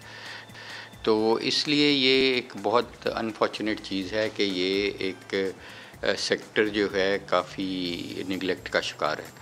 और इसका जो इंटरमीडियरी है कि जैसे इसका जो क्रिस्टलाइन फॉर्म में इसको बल्क में इंपोर्ट किया जा रहा है कैंसाइनो को चाइना से, और यहाँ पे इसको रिकॉन्स्टिट्यूट करके फिल किया जा रहा है, ये मैं समझता हूँ कि बहुत अच्छा अमल है। और होपफुली एक दफ़ा अल्लाह करेगा कि ये इसमें तजर्बा हो जाएगा, इसमें फिलिंग हो जाएगी मल्टी डोज वाइल्स की, तो ज़ाहिर है उसकी कुछ कीमत भी कम हमें पड़ेगी बजाय इसके कि बिल्कुल फिनिश्ड प्रोडक्ट्स मंगवाने के, इंटरमीडिएट प्रोडक्ट्स मंगवाने से। दूसरा तजर्बा भी हो जाएगा, लोग ट्रेन हो जाएंगे, और अल्टीमेटली मेरा ख्याल है कि इंशाल्लाह ये विद टाइम बायोटेक्नोलॉजी प्रॉपर के शुरू से लेके A to Z पूरा प्रोसेस यहाँ पाकिस्तान में हो जाए, तो ये भी मुमकिन होना आसान हो जाएगा। और ऑब्वियसली जब जैसा हो जाएगा तो पाकिस्तान अभी इंपोर्टिंग कंट्री है फॉर बायोटेक्नोलॉजी प्रोडक्ट्स, फिर ये एक्सपोर्टिंग कंट्री बन जाएगा, और बहुत कीमती ज़रा मुबादला का बचाव भी होगा, बचत भी होगी, और शायद हम इंशाल्लाह विद टाइम उसको कमा भी सकें। सही। डॉक्टर साहब, हमने देखा कि हेल्थ सेक्टर में पाकिस्तान ने काफ़ी कामयाबियां समेट ली हैं, तो ये जो हम एक वैक्सीन तैयार कर रहे हैं, इससे हेल्थ सेक्टर के लिए कितना पैसा बचाया है? देखें, अभी तो ये शुरू हुआ है, इसलिए एग्जैक्ट अमाउंट कहना तो मुमकिन नहीं है, लेकिन मैं ये कहूँगा कि इसमें कम से कम 50% कॉस्ट कम हुई है फिनिश्ड प्रोडक्ट्स की, या जो इधर हमने फिल की है, तो इसमें 50% की सेविंग हुई है कि अगर हमने एक मेरा ख्याल है कि $3 मिलियन की अगर इंपोर्ट की है तो $1.5 मिलियन में हमें ये पड़ेगी अल्टीमेटली, क्योंकि सिर्फ बल्क में मंगवा के हमने ख़ुद इसकी पैकेजिंग भी और ख़ुद इसकी रिकॉन्स्टिट्यूशन भी की है, यहीं पे फिलिंग भी। तो दूसरा ये है कि हम इसमें पोटेंशियल बहुत ज़्यादा है कि बाद में हम जब प्रॉपर बायोटेक्नोलॉजी की रेवोल्यूशन की तरफ चले जाएं तो सिर्फ वैक्सीन तो इधर बनेगी इंशाल्लाह, लेकिन इसके अलावा बहुत सारी दवाइयात हैं, जैसे एरिथ्रोपोइटीन है, हेपरिन है, इंसुलिन है, जिनकी बहुत बड़ी पाकिस्तान भी मार्केट है और एक्सपोर्ट के लिए भी बहुत बड़ी मार्केट खुल जाएगी। सर, बल्क में क्रिस्टलिन फॉर्म में मंगवाना, रिकॉन्स्टिट्यूट करना, इससे एफिकेसी में कोई फ़र्क तो नहीं पड़ेगा? कैंसिनो का कंसनट्रेट है, लेकिन अब ज़रा पाक वैक के नाम से हम यहाँ पे दे रहे हैं, एफिकेसी पे कोई फ़र्क तो नहीं है? की जो हमने ट्रायल में जो रिज़ल्ट दिया था वो ये दिया था कि ये बहुत वेल टॉलरेटेड वैक्सीन है, कि सिर्फ 5% लोगों को हल्का सा बुखार हुआ था, और वो भी 1-2 दिन रहा था और ख़त्म हो गया था या जिस्म टूटा था।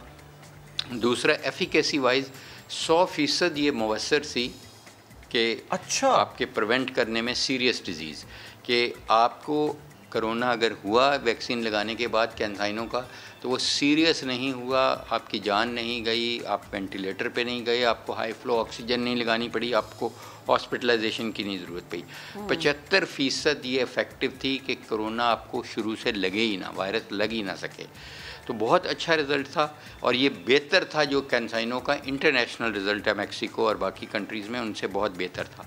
तो मैं समझता हूँ पाकिस्तान कम्युनिटी में ये बहुत एक अच्छी चीज़ है कि ये वैक्सीन फ्रीली मुहैया हो रही है, क्योंकि इसके रिज़ल्ट्स सेफ्टी वाइज भी और टॉलरेंस वाइज भी और एफिकेसी वाइज भी बहुत ही अच्छे हैं, और सबसे बढ़ के इसको टेस्टेड एंड ट्राइड है in our own local population. सही, ठीक। अच्छा डॉक्टर साहब, आपकी मौजूदगी का फ़ायदा उठाते हुए एक और वैक्सीन के हवाले से मैं पूछना चाहूँगी कि फाइज़र को ड्रैप की अब मंजूरी मिल गई है, सुना है कि तैयारी भी हो चुकी है। आपके ख्याल में कि कब तक फाइज़र वैक्सीन लोगों को लगाई जा सकेगी, कितना इंतज़ार करना पड़ेगा? देखें, फाइज़र मैसेंजर आरएनए वैक्सीन है।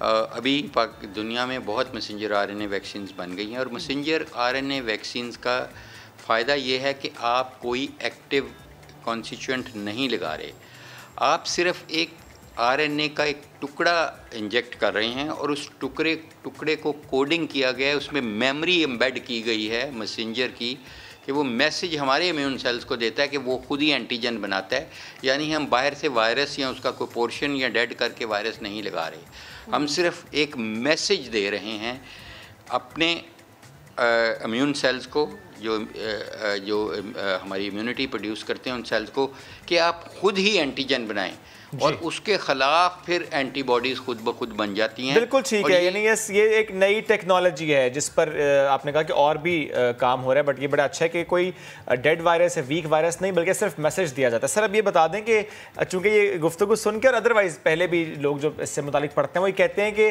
हम और कोई वैक्सीन नहीं लगवाएंगे, चाइनीज़ नहीं लगवाएंगे, ऑक्सफोर्ड की नहीं लगवाएंगे, मॉडर्ना नहीं लगवाएंगे, फाइजर का इंतजार कर रहे हैं। अगर मैं सिर्फ पाकिस्तान की बात करूँ तो वो तो बिल्कुल कहते हैं ना एस्ट्राजेनेका ना Sinopharm will wait for Pfizer vaccine. तो इनके लिए क्या मशवरा जो इंतजार कर रहे हैं फॉर फाइजर?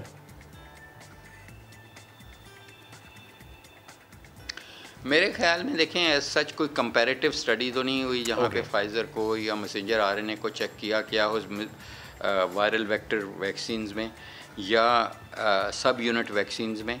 देखें मेरे ख्याल में ऐसा नहीं करना चाहिए, उनको इंतज़ार करना बहुत डेंजरस हो सकता है। और फाइज़र बहुत एक्सपेंसिव वैक्सीन होगी जब आएगी, और मेरा ख्याल है कि ये अगर ये प्राइवेट सेक्टर में आएगी तो ये हमारी अफोर्डेबिलिटी आम आदमी के बाहर होगी।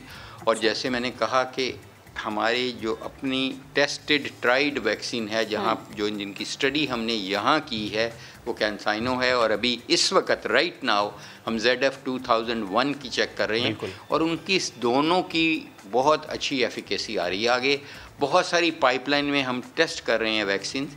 तो देखें इसका असल जो बताया जा सकता है वो तो कंपैरेटिव स्टडी से बताया जा सकता है, लेकिन मैं ये समझता हूँ कि इस वक्त इस चीज़ का इंतज़ार करना कि कब हमें वो मुहैया होगी, ये बहुत डेंजरस अमल है, कोई अक्लमंदी नहीं है।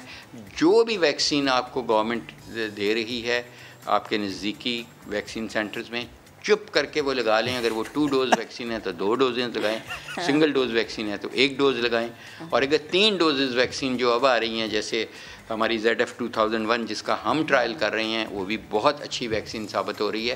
तो इसलिए मैं समझता हूं कि प्लीज़ इसका इंतज़ार बिल्कुल नहीं करें। ठीक है Javed, thank you very much. साथ मौजूद थे आप और वैक्सीन से मुतालिक हमसे गुफ्तगू कर रहे थे। तमाम लोगों ने सिर्फ एक बात कान खोल के दोबारा सुननी है कि चुप करके वैक्सीन लगवा लें, जो वैक्सीन मिल रही है वो वैक्सीन लगवा लें, लेकिन लगवाएं जरूर, बिकॉज इंतज़ार करना डेंजरस हो सकता है आपके लिए, आपके प्यारों के लिए।